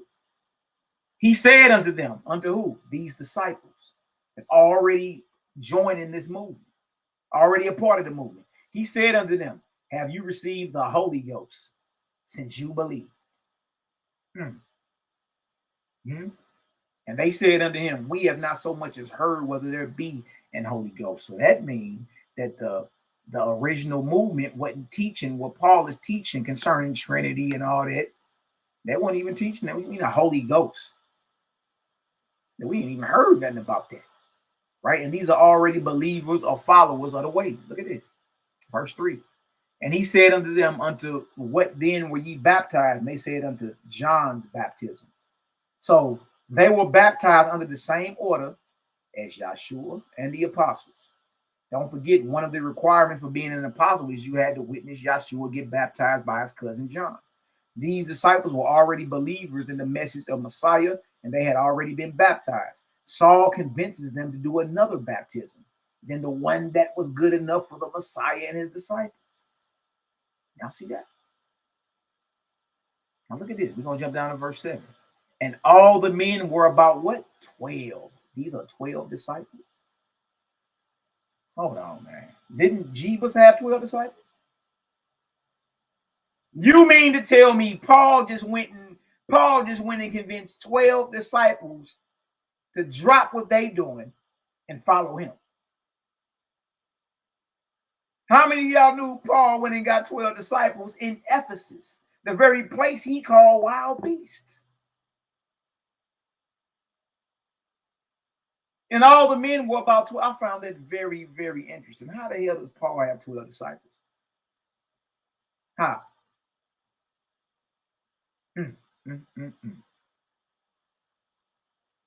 These Messianic believing disciples accepted Saul's version of Christ over Saul's gospel. These Messianic believing disciples accepted Saul's version of Christ or Saul's gospel. Notice these disciples were 12 in number. Verse 8. Look at this. And he went into the synagogue and spake boldly for the space of 3 months, disputing and persuading the things concerning the kingdom of God. The synagogue in Ephesus, or the church in Ephesus, where Saul goes and argues his gospel and version of Christ for 3 months. Remember, they are already disciples. They are already in there. They already hearing the message in the movement. And here come Paul for 3 months, disputing and arguing. Look at this, verse 9. Verse 9. Watch this. But when divers were hardened, and remember, they're in Ephesus. You feel me? And these are the same people that he called wild beasts. But when divers were hardened and believed not, but spake evil of that way before the multitude, he departed from them and separated the disciples, disputing daily in the school of one Tyrannus. After 3 months of arguing and trying to prove his gospel, Saul left the church or / synagogue of Ephesus and took 12 disciples with him. Coincidence? Yeah, I think not. Watch this right here. English Standard Version, Acts 19:9. But when some became stubborn and continued in unbelief, speaking evil of the way before the congregation. He withdrew from them and took the disciples with him. Wow, reasoning together, reasoning daily in the hall of Tyrannus. Y'all see this? Y'all see that? Don't forget, y'all, he's in Ephesus, in the synagogue or the church in Ephesus, arguing with everybody for 3 months about his version of who he called Christ, his gospel. And when true about this, y'all, and after 3 months of arguing, he took 12 disciples with him that he baptized.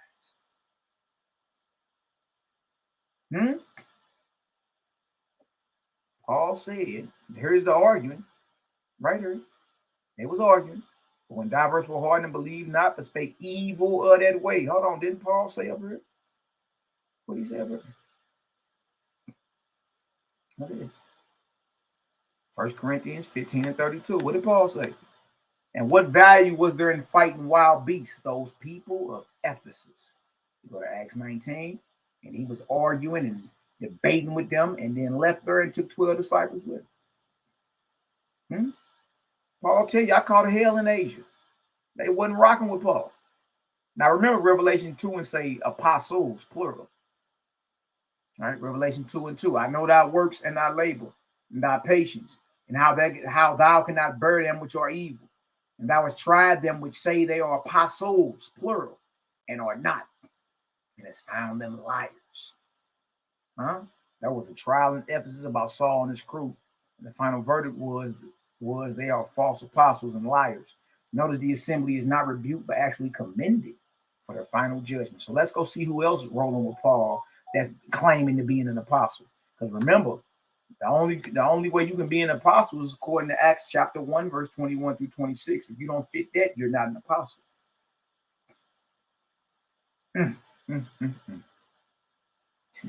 Paul even had 12 disciples, man. That's crazy. If y'all knew, look, put a 1 up in the chat if y'all knew Paul had 12 disciples when he came through Ephesus. Put a 1 up in the chat. Put a 2 if you didn't know. Be real with yourself. Be real with yourself. Paul, boy. This is crazy. Now, who else? Look at this. Who were some of the men Saul of Tarsus had with him that he called apostles? Revelations 2:2 says it was more than one false apostle. Let's see. Let's see. Read Revelations 2:2 again. I know all the things you do. I have seen your hard work and your patient endurance. I know you don't tolerate evil people. Dang, evil people. Now, I ain't know it either, y'all, until I slowed down and read it. I said, hold on. This nigga got 12 disciples. And he already, he's convincing them to get baptized again. You feel me? As if the baptism that was good enough for Yahshua and the apostles wasn't good enough. Then he goes into the synagogue or the church in Ephesus where the Messianic believers congregate at and hear the Messianic message. And he argues for 3 months. But when Ephesus didn't want to hear what he was talking about, right? He left there and took those 12 disciples with him. And they went to the hall of Tyrannus and started arguing. Paul admits that the people in Ephesus or the members or the people in the synagogue in Ephesus are wild beasts. That's who he was fighting with. Look at this right here. Look at this right here. You have examined the claims of those who say they are apostles but are not. You have discovered they are liars. Revelation 2:2. New Living Translation. 1 Thessalonians 1:1. This letter is from Paul. This letter is from Paul, Silas, and Timothy. We are writing to the church in Thessalonica, to you who belong to God the Father and the Lord Jesus Christ. May God give you grace and peace. 1 Thessalonians 1:1. Saul of Tarsus, Silas, and Timothy. Ain't that what 1 Thessalonians 1:1 say? That the letter to the Thessalonians was from Paul, Silas, and Timothy. Y'all see that? Now watch this. We're going to go over one chapter. One chapter. Look at this. 1 Thessalonians 2:6. Nor did we seek glory and honor from people, neither from you nor from anyone else, though as apostles, plural. He don't say though as an apostle, speaking with him, though as apostles of Christ, we had the power to assert our authority. 1 Thessalonians 2:6. Saul of Tarsus, Silas, and Timothy. Notice Saul of Tarsus calls himself, Silas, and Timothy apostles. And why do you say that, Malachi? Because for the very same books, very same letter. 1 Thessalonians 1:1. This letter is from Paul, Silas, and Timothy. We are writing to the church in Thessalonica. 1 Thessalonians 2:6. Nor did we is plural. He ain't saying we. Nor did we seek glory and honor from people, neither from you nor from anyone else, though as apostles. That's crazy. You dig? As apostles of Christ, we had the power to assert our authority. 1 Thessalonians 2:6. Saul of Tarsus, Silas, and Timothy. Notice Saul of Tarsus calls himself, Silas, and Timothy apostles. Sit your ass down. You see that? So the Revelations 2:2, y'all, talking about Paul and his crew. They talking about Paul and his crew, man. You dig? Based off his own words, the man told you he called smoke.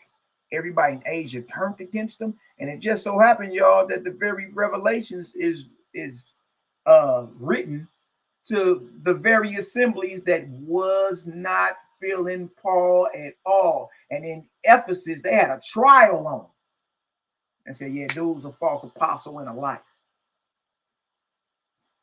Dang, dog. Dang. It ain't got a real around this deal, boy. It ain't got a real around this junk. It ain't got a real around this junk. Ooh-wee, ooh-wee. Ooh-wee, ooh-wee, ooh-wee. Bing, bing, bang, bang, bang. I'm glad everybody getting some understanding, man.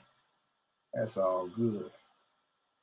But I found it quite ironic that Paul had 12 disciples. I say, dang, that's crazy.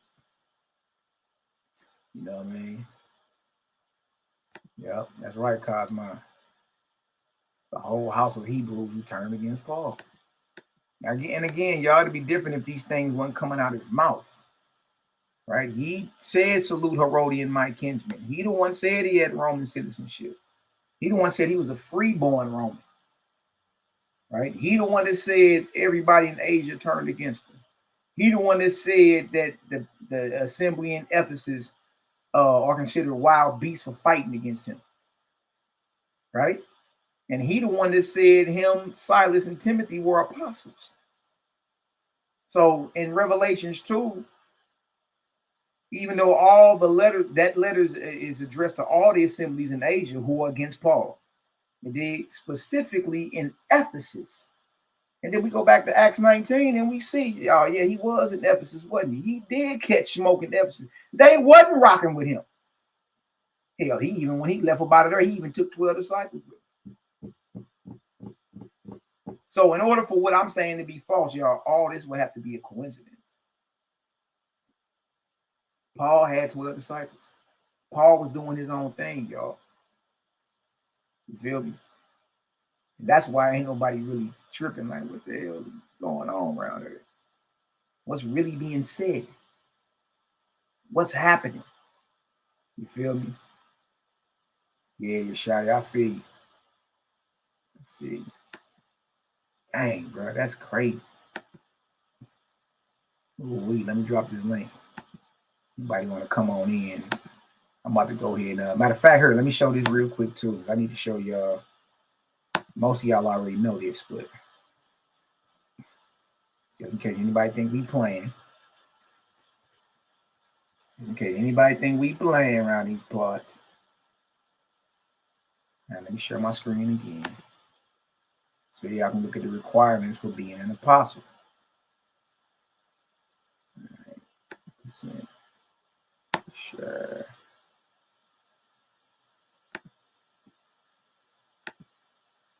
This is what it takes to be an apostle.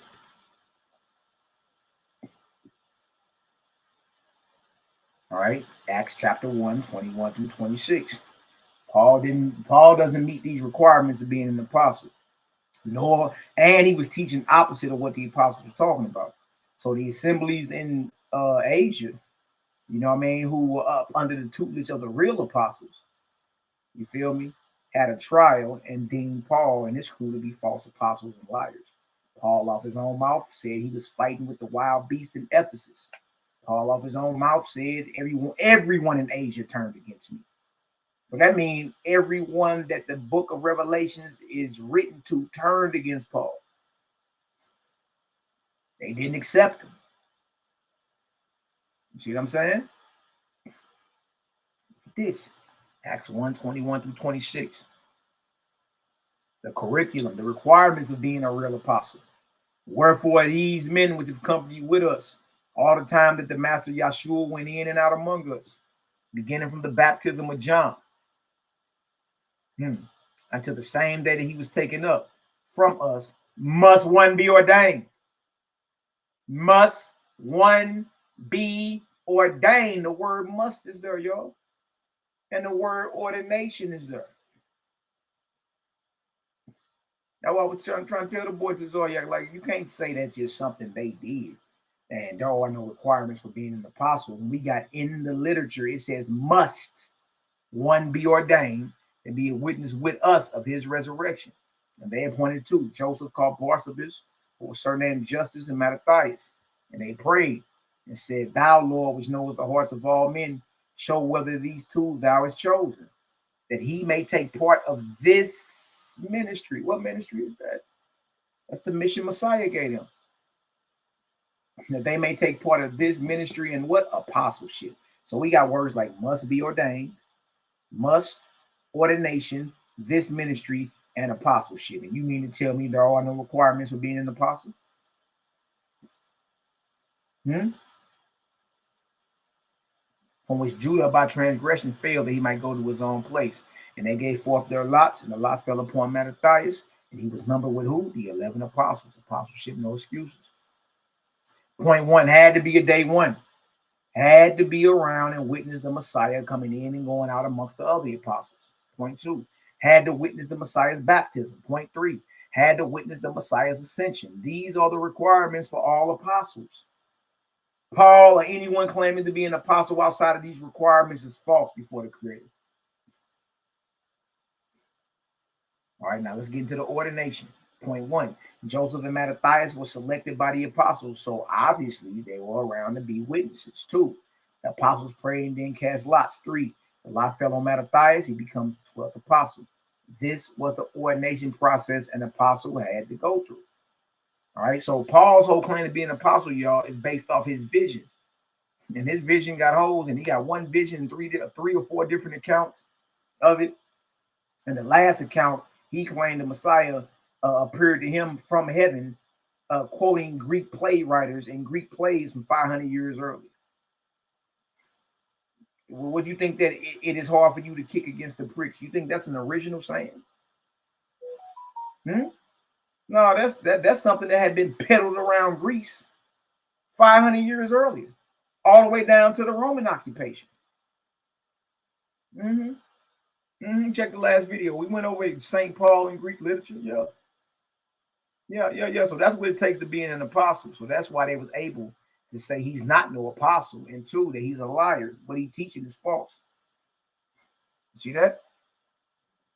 Easy work, man. Easy work.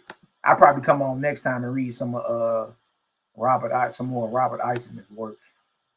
It's a quick 2-hour class. I think that's cool. We can retain a little bit about what it is and then move out from there. You feel me? Sometimes we ain't got to load it all the way up.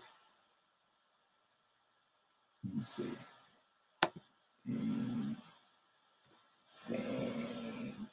Easy work, man. I think we just need to meditate on that for a while.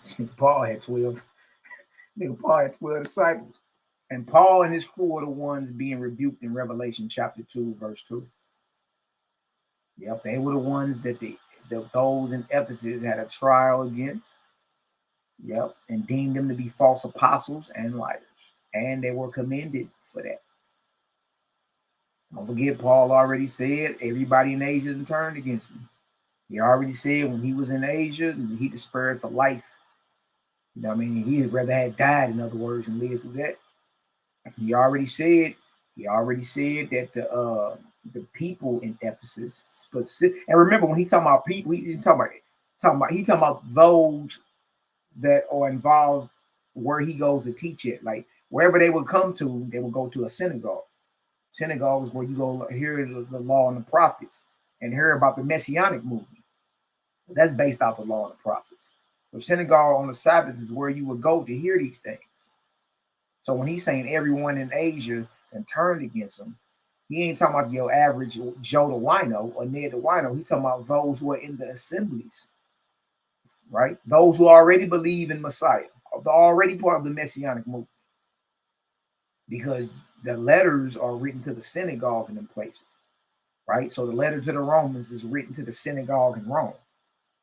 It ain't written to, Gaius Saturninus Tranquillus, you know what I mean, in his palace. No, it's written to the synagogue in Rome. The letter to the Ephesians is written to the synagogue in Ephesus. The letter to the Galatians is written to the synagogue in Galatia.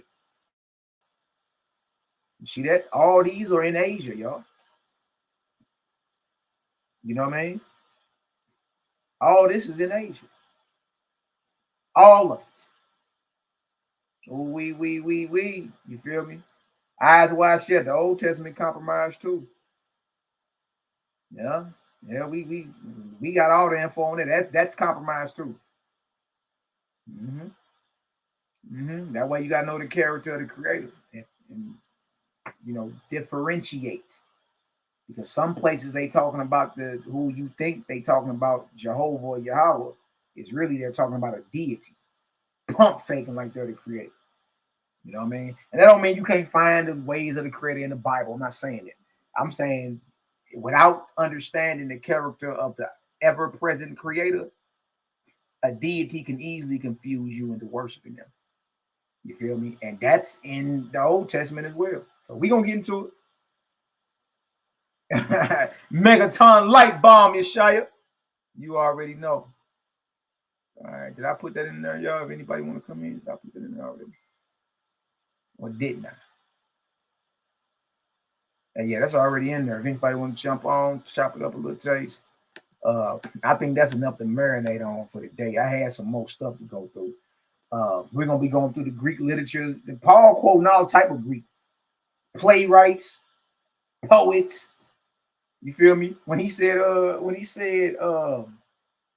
he's a Jew from Tarsus in Cilicia, a member, a citizen of no mean city.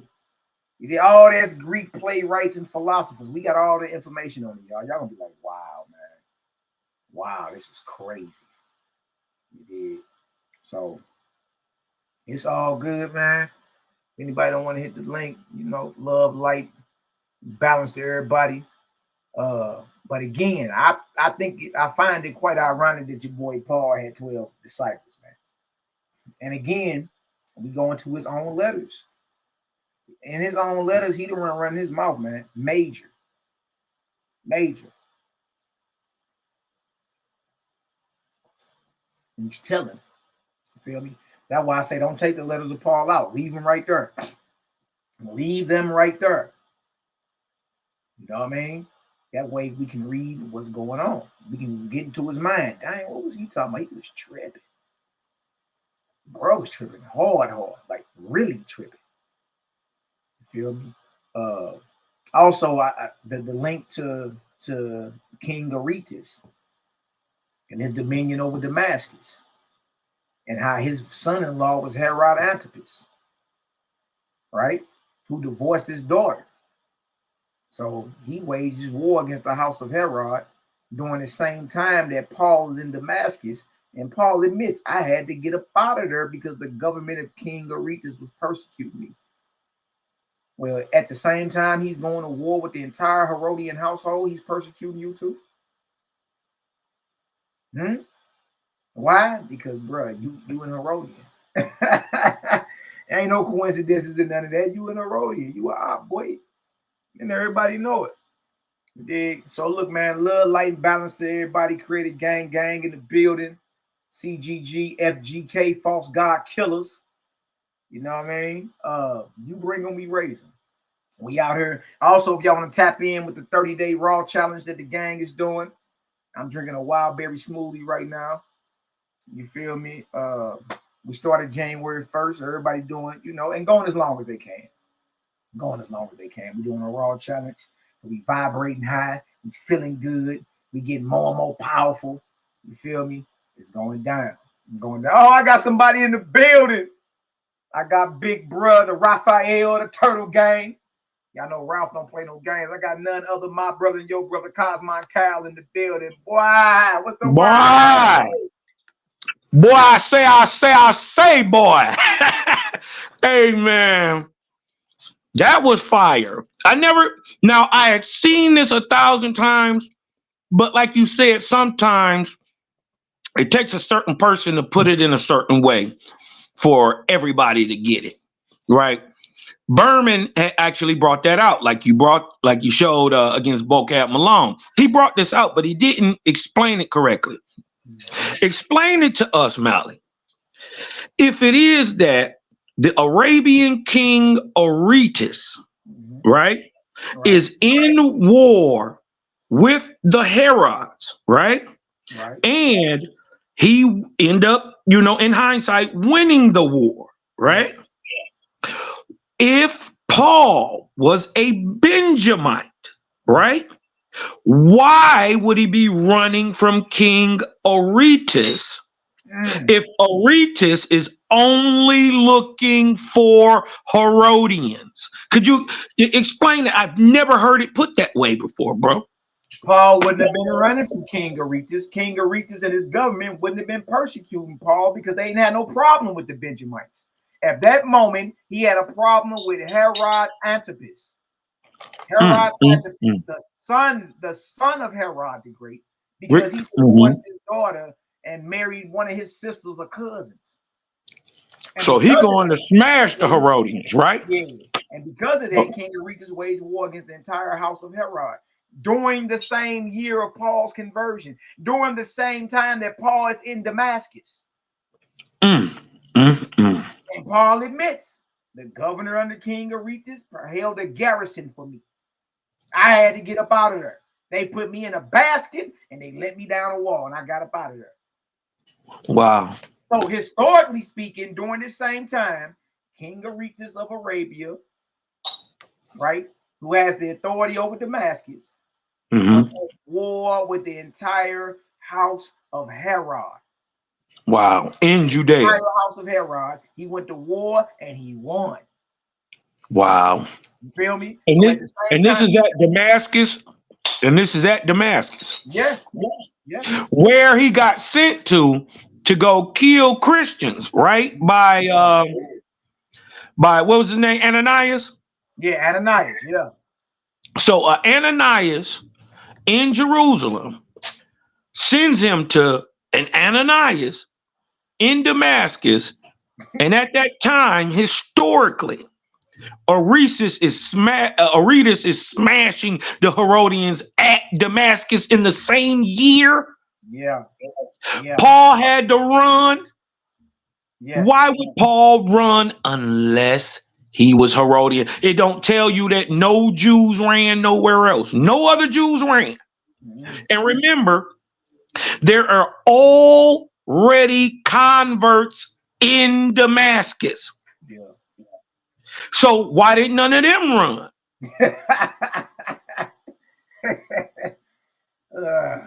Man. Because ain't none of them kin to Herod. Yeah. Wow. Yeah, bro. Hey, wow. Kyle, what you think about him having 12 disciples, man? Hold on, right? You had told me that a little while ago, right? So I'd already took the punch. But at the time, I didn't know that. Bro, that stuff be sitting right in your face. And until somebody with a different point of view can come and say the same thing, right? And put it in the text, but then show you the difference between the literature and the history. Yeah. Then you're able to make sense of the literature historically. This is how we understand that Paul is Saul is a Herodian. It's not because of it's what he say out his mouth. Yes. Salute Herodian, my kinsman. It is that, but it's the timing and the historical records that have been left that prove he is. There's nobody even debating this. Only Christian apologists debate this. Yeah. No PhDs, no real theologian debates this. It just is what it is. You can't deny the historical fact. You dig what I'm talking about? And then the crazy part is I'm doing some etymology. Remember when you went to Ephesus, right? Yeah. And he said that Pelagius and Hermogenes and Onesimus and all them turned against him. Yeah. Right. This is the perfect version of the Greek tragic literary system in practice, because he turned a whole people into one person. See, the Pelagius is not one person. It's not a guy. It is a whole Hebrew faction. Remember, Paul found when he came there to Damascus, there were already people who weren't converted or believed in the message of James and Jesus already. They were already there. They had already been baptized under the way that John has said. And then he told Paul, we don't know nothing about no Holy Ghost. Yeah. Nigga, you the first nigga to come to us talking about Holy Ghost. So no, we don't know nothing about that, cuz. You see what I'm saying? So these are the people who, in the end of the day, after 3 months of him trying to debate back and forth, like, nah, you fake, cuz. Let's put you on trial. And he had to get up out of there. Yeah. Because they damn near killed Paul. Yep. And he said, he called them in his letter. He said they are wild beasts. Yeah, I know they is when they was on your head. You're on your top, boy. Yeah. And then hold on though. Out of nowhere. Come the Praetorian Guard and save this nigga. How they even know he was there? Man. And if you saying because his nephew warned him or warned them, then you got to be telling me that the Praetorian Guard gives a hell about a Benjamite. No, you got to be telling me, nigga, you got cell phones in the first century. How the hell did you get that message back? Exactly. Dang. That's crazy. You know where Damascus is from Rome? Dang. Nigga, that shit took my... Listen. Okay. My thing is... All right. Okay, Paul, you that guy. Right. But when they on your top in Damascus, you on the ground, they what did they do? They was gonna stone him, or did they stone him? They was on his top. He talked about how he got stoned before. Yeah. And so out of nowhere, come Titus.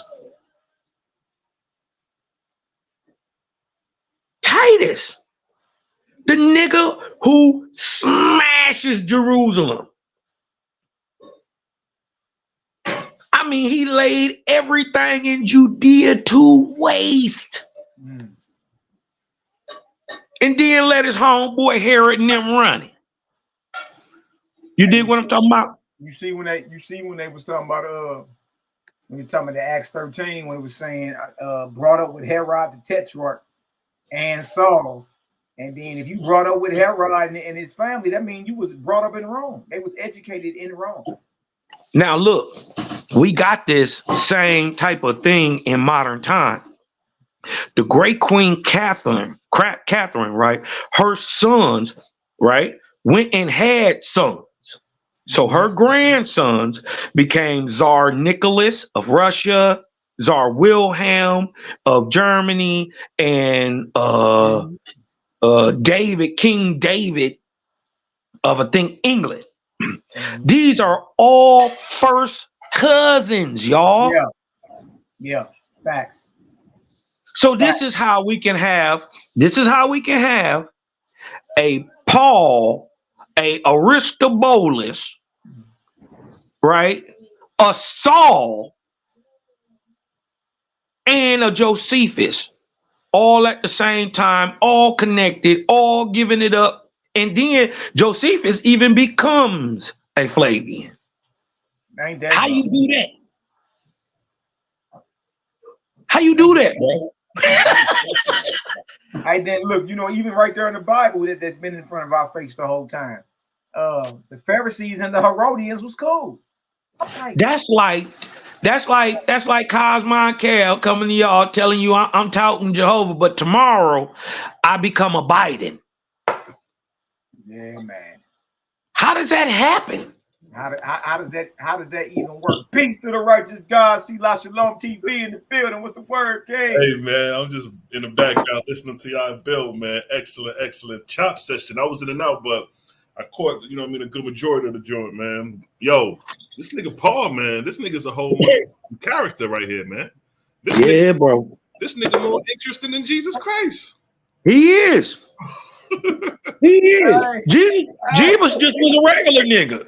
You dig what I'm talking about? Jesus was just a regular nigga. This nigga Paul, cold. Yo, son, you said the nigga had 12 disciples? Yeah. Oh, man.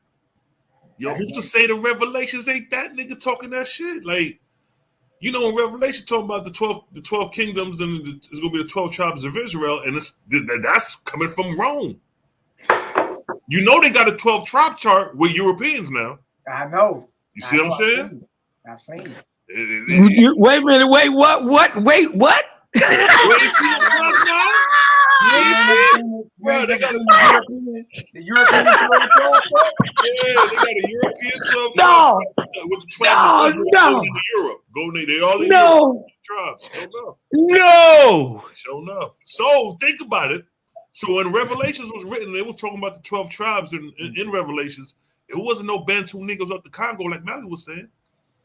It was probably some Herodian, Hellenic. Wait a minute. Wait a minute. So that box y'all just dropped the light bomb in this. Wait a minute. I didn't know that. Hold on, are they saying they come from Dan? All of them? Like they got Denmark is Dan. Right. I think Great Britain is Judah. Wow. They got all of them. Naphtali, Norway, or something like that. Yeah, I seen it. Wow. Yep. British Israelism, they call it. British Israelism. And that's actually older than the 12 tribe chart that came out of New York. Wow. That's older than that. Bro. This thing is there you go. If you put in European 12 tribes, it'll come up. Man, show that, please, man. Show that. Bro. It'll show it. Let me see. Hold on. Yeah, man. Just put in European 12 tribes of Israel and click maps. It'll show it. Get the fuck out of it, man. I didn't know that, bro. Now, you see it historically. Historically, I made the tie, but I didn't know it was literally a chart. Yo, historically, we see King James fighting alongside the Jacobites. That makes sense. We see the conversos from Spain going up into France and becoming the Huguenots. See, the crazy thing is, we got a split. We got two directions of Israel going out because you got 70 AD when they went into Africa, but then you got the branch going into Europe. Owaspy That would have went okay. The earlier branch would have went into Europe when during the time of Escher. Ain't no telling, because they could have went since the captivities. Because when the captivity came, you know what I mean, they could have fled just the same way. The same thing with the 23rd, 22nd millennium BC. How they migrated up in the Etruscan, up in the with the wars, wars, yeah, exactly, with the wars. Crazy. That's crazy, man. Same way Yahshua had to flee to Egypt from the persecution of Horeb, but that shows you a migration. So if there's any activity going on, Roman invasion 70 AD, niggas fled up in Africa. That's crazy. Well, it is facts that there was already in Tarsus, in Greece, basically. It's documented fact that there was Jews up there, so they was already there. So you know, the migration would have went east, going for them type of Jews going. That would have been basically the Europeans. If there was any melanated Jews at that time up in there, which I doubt, they would have migrated east and blended in with, you know, the natives there, which would have been the Europeans. The black gene would have bled out. Yeah. While the dominant would have held on in Africa, like, you know what I mean? It would have stayed intact through Africa. I'm trying to find it. I seen that deal a while back. I was like, dang, they got a whole European. Yeah, I got it right here. I seen it a while back. I'm typing in British Israelism. I think that's I'm gonna drop the link in the chat. All right. You know how I do that? Oh, in the private chat. All right. You on your phone? You on your phone though, ain't you? No. I'm on my setup. I dropped it in the private chat. Okay. So, yeah. I see it. I'm about to pull that sucker up, Dean.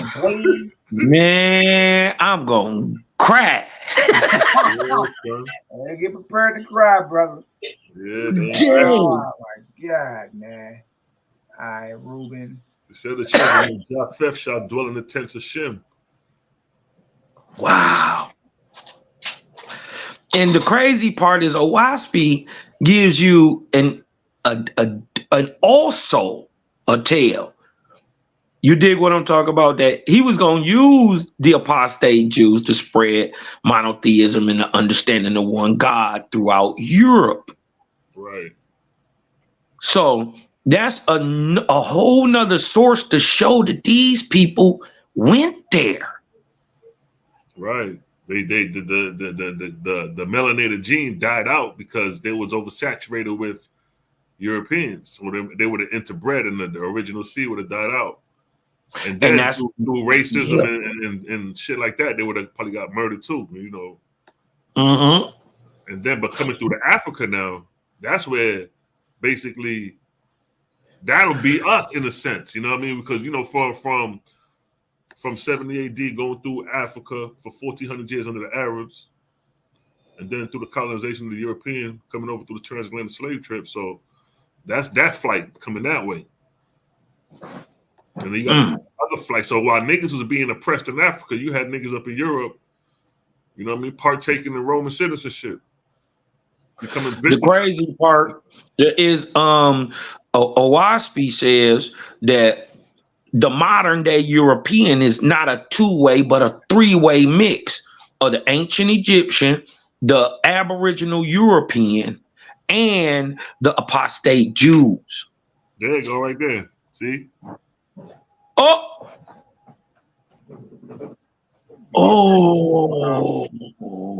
The Israelite tribes in Europe. Yo. And it says Europe and America. Right, let me click on it real quick so we can pull it up. Yeah. That's great. Give me a second. I never seen this. Share this tab. Europe and America, Israelite tribal identities. Dang. Yo. And crazy part is everywhere they are. Owaspy said them niggas would be. And then it's another one that they not even scattered in the four corners. Although that's one corner, but that's the same shit the Israelites do. They'll scatter all the 12 tribes in one corner. So they did the same shit. They scattered the tribes in one corner. They forgot they other brothers, the Rus, aka the Russians. The Germans and the Russians is in there too. You dig what I'm talking about? Don't get it twisted. Oh my.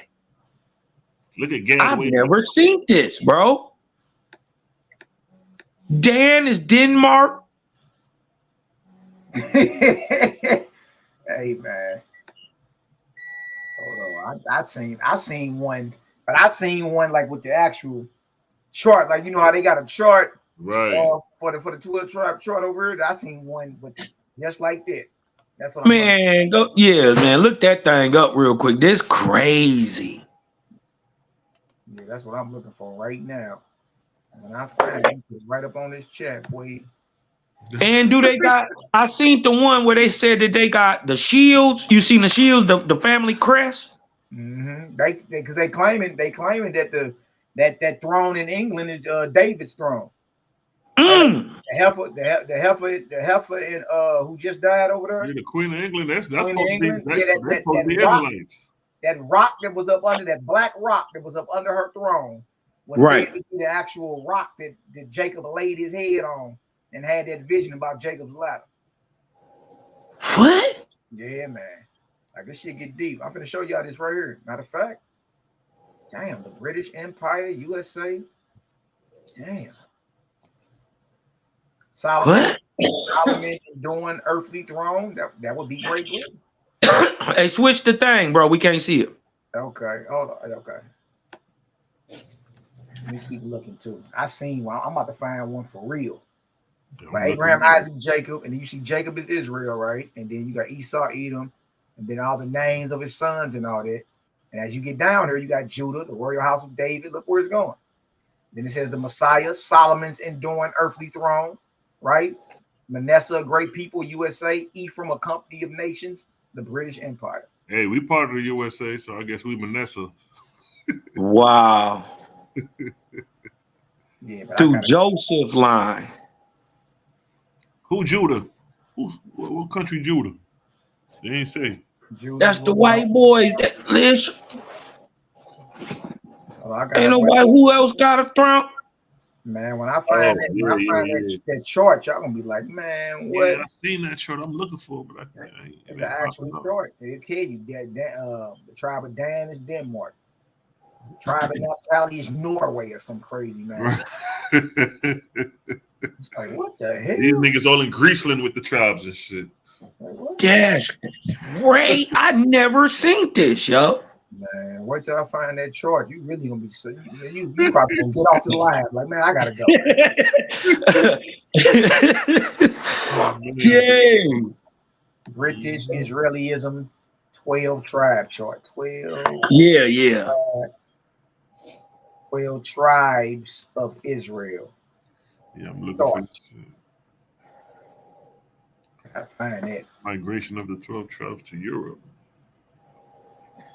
So look at this. Uh-oh. What's that first one?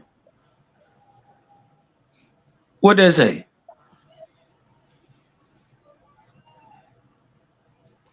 Oh, okay. Do it tie it in? Nah. Oh, don't tie it in. Don't tie it in.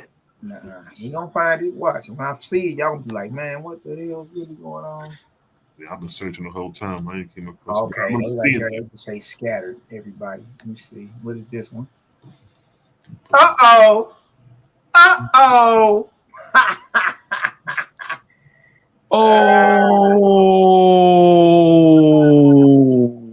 Y'all go ahead and look up YHWH'S. Sound like he a Jew. The Israelite Origins of Western People, 4th edition. That's the name of the book. And here's the story. There you got it. Netherlands, Zebulon. Look at that. Ephraim, Great Britain. Manasseh, USA. Reuben, France. Simeon, scattered Wales. Levi, scattered with the Jews. Yehuda, Jews of Judah. Issachar, Swiss and Finland. Zebulon, the Netherlands. Gad, Sweden. Asher, Ireland. Benjamin, it just says with the Jews. Dan are the Danes and Celts, and Naphtali. Wow. That's crazy. The Swedes and Norwegians are That's crazy. I never seen this, bro. Listen, I never seen this. I don't believe this, but it's just crazy that somebody else is seeing exactly what I'm seeing in history, and they wrote about it. Crazy, ain't it? That's nuts. Man, so hey, look, y'all, it's a lot, man. Look, it's a lot of information. And instead of like overloading, I'm like, you know what? Let's just drop some jewels on them, let them marinate on them for a little bit, and then come back around and finish dropping. I could have read some of Robert Eisenman stuff and all that, but I thought today, just based off, hell, Paul hung himself again today, didn't he? He said he did. That everybody in Asia don't rock with him. He said when he was in Asia, he damn near died. He said that the people in Ephesus are wild beasts. We go to Acts 19. We see him take 12 disciples, convince niggas to get baptized again. He goes into the church or the synagogue in Ephesus, argues with everybody for 3 months, leaves there and take the 12 disciples he baptized with him. Who the hell else we talking about? And then in Revelation, the 2nd chapter, they getting commended for rebuking the false apostles in Ephesus. Come on, bro. Like all this stuff start tying in. But wait a minute. Don't that kind of correlate with the story of Jesus itself, though? That's what I'm saying. So it's almost like they're constructing a whole nother Jesus. And that's the point. It's like Paul's thing is different from what the bros and them was doing. It's day. And if you don't slow down, you don't catch. No, you being transitioned into something different. All the scholars know Paul talk different. And I've been hearing this word lately. You dig what I'm talking about? That's really an oxymoron. It's an impossibility. They've been saying Judeo-Christian, right, or Jewish Christian. You can't be both. Yeah, that's the phraseology for the day. But if you go back to what we talking about, there was no such thing. There was no such thing as that. You know what I mean? What they call Messianic Judaism, if you want to call it that, were people who were, I guess you want to call them Torah Orthodox, but not really. But they wasn't into none of that Greek Hellenization, none of that. None of that. You know what I mean? That's why. That's why I said they wouldn't have been saying the word Christ back then either. No. You know, all that's later. All those are later additions that comes with them forming the religion and creating a god. That's what happened. These niggas created a god and gave it to you. And then why is it the fact that Josephus mentioned Jesus first? Yeah, that's a later addition. That's what I'm saying. But he the first nigga, and he come way late. Yeah. No, none of the Messianics believe none of that. Don't or even write about it. In the Qumran tablets, they don't write about that. They don't even agree with the text that we end up with from the Gospels from Paul and Josephus and all that. They don't even line up. Man, it's crazy, man. The rabbit hole keeps getting deeper. You know what I mean? Wow, man, this is a hell of a chop session. Yeah, don't burn them out, man, because it's a lot to look into. Yeah, and that's why I'm saying I'm just gonna just slow roll it a good 2.5 hours or something. Get the people some information they can go fact check and all that, and come back up and bring some more stuff. There's so much information, and being that's where everybody at right now, it's almost like everything shifted. Like, let's get on this nigga Paul. Like in the spirit world, it's like, nigga, you up for judgment right now, nigga. Get on this nigga Paul real quick, you dig? And as above, so below, man. You made the right what call. If they? Hey, think about this. What'd you say, man? What if? I said you made the right call when you hit Sonetta up and was like, "Hey, oh yeah, I got a brother to blow all that out the water, like real." And that was in debate format. You know what I mean? You still got plenty more to go. So it's like, yeah, these niggas on the back watching. Yeah, real talk. What you say, Cosmo? What was I about to say? I forgot, bro. Hey man, but it's all good, man. Everybody go back, check that out. Tap in with the brothers, Cosmo and Cal TV, SHALOM TV. These brothers are very knowledgeable. You feel me? Especially when it comes down to like the higher science and the God topics, and when it comes down to the WASPy, these brothers right here are real serious business. I suggest y'all order y'all one, tap into their channels, go to some playlists, and start learning. You feel me? But as you see, we are diverse all over. We ain't just one topic. We ain't just a crew that deal with one topic. You know what I mean? We all over this deal, man. All over this deal. And yeah, so I'm gonna probably go live a little later, man. Put something together. You dig what I'm talking about? Because a lot of people don't even know what a faithist is. Yeah. And they don't even know that, many people don't know that they are faithists. You dig what I'm talking about? Because you may call yourself Christian, you may practice a Christian doctrine or Hebrew doctrine, but in the basis of yourself, your whole idea is to worship the Creator. Period. That's the reason you do this. You dig what I'm talking about? That's the reason you do this, to worship the Creator. And there are ways, you dig what I'm talking about, that we think and move and act that will agree with what's written on your soul. We just show it second hand, third hand, fourth hand through a WASPy, and then prove it to you in real objective time. That's Jaja. Everybody can't do that. You dig what I'm talking about? Everybody can't do that. So we understand why the growth is, it seems to most insignificant or small, but boy, it is massive when you're looking at it from our end, because 2 years ago this didn't exist. Yeah. Now we dominate in the game. Straight up. And then I'm gonna tell you, it for all of those who are into truer, higher spirituality and understanding of self and one. You dig what I'm talking about? I guarantee you, in 10 years,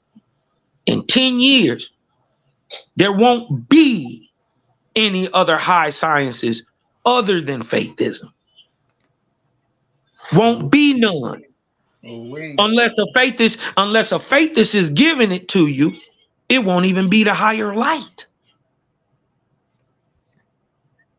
I'm telling y'all, all good things, everything, whatever a man got on earth that's good, came through a faithist. Let that sink in. Everything. Ever used a diaper or a sock? Came in pretty handy when you needed one, didn't it? All of them was faithist. You got to get past the color. Got to get past the bias. I'm saying everything that's good came through your family. This is the difference. Won't be no higher light if a faithist ain't giving it to you.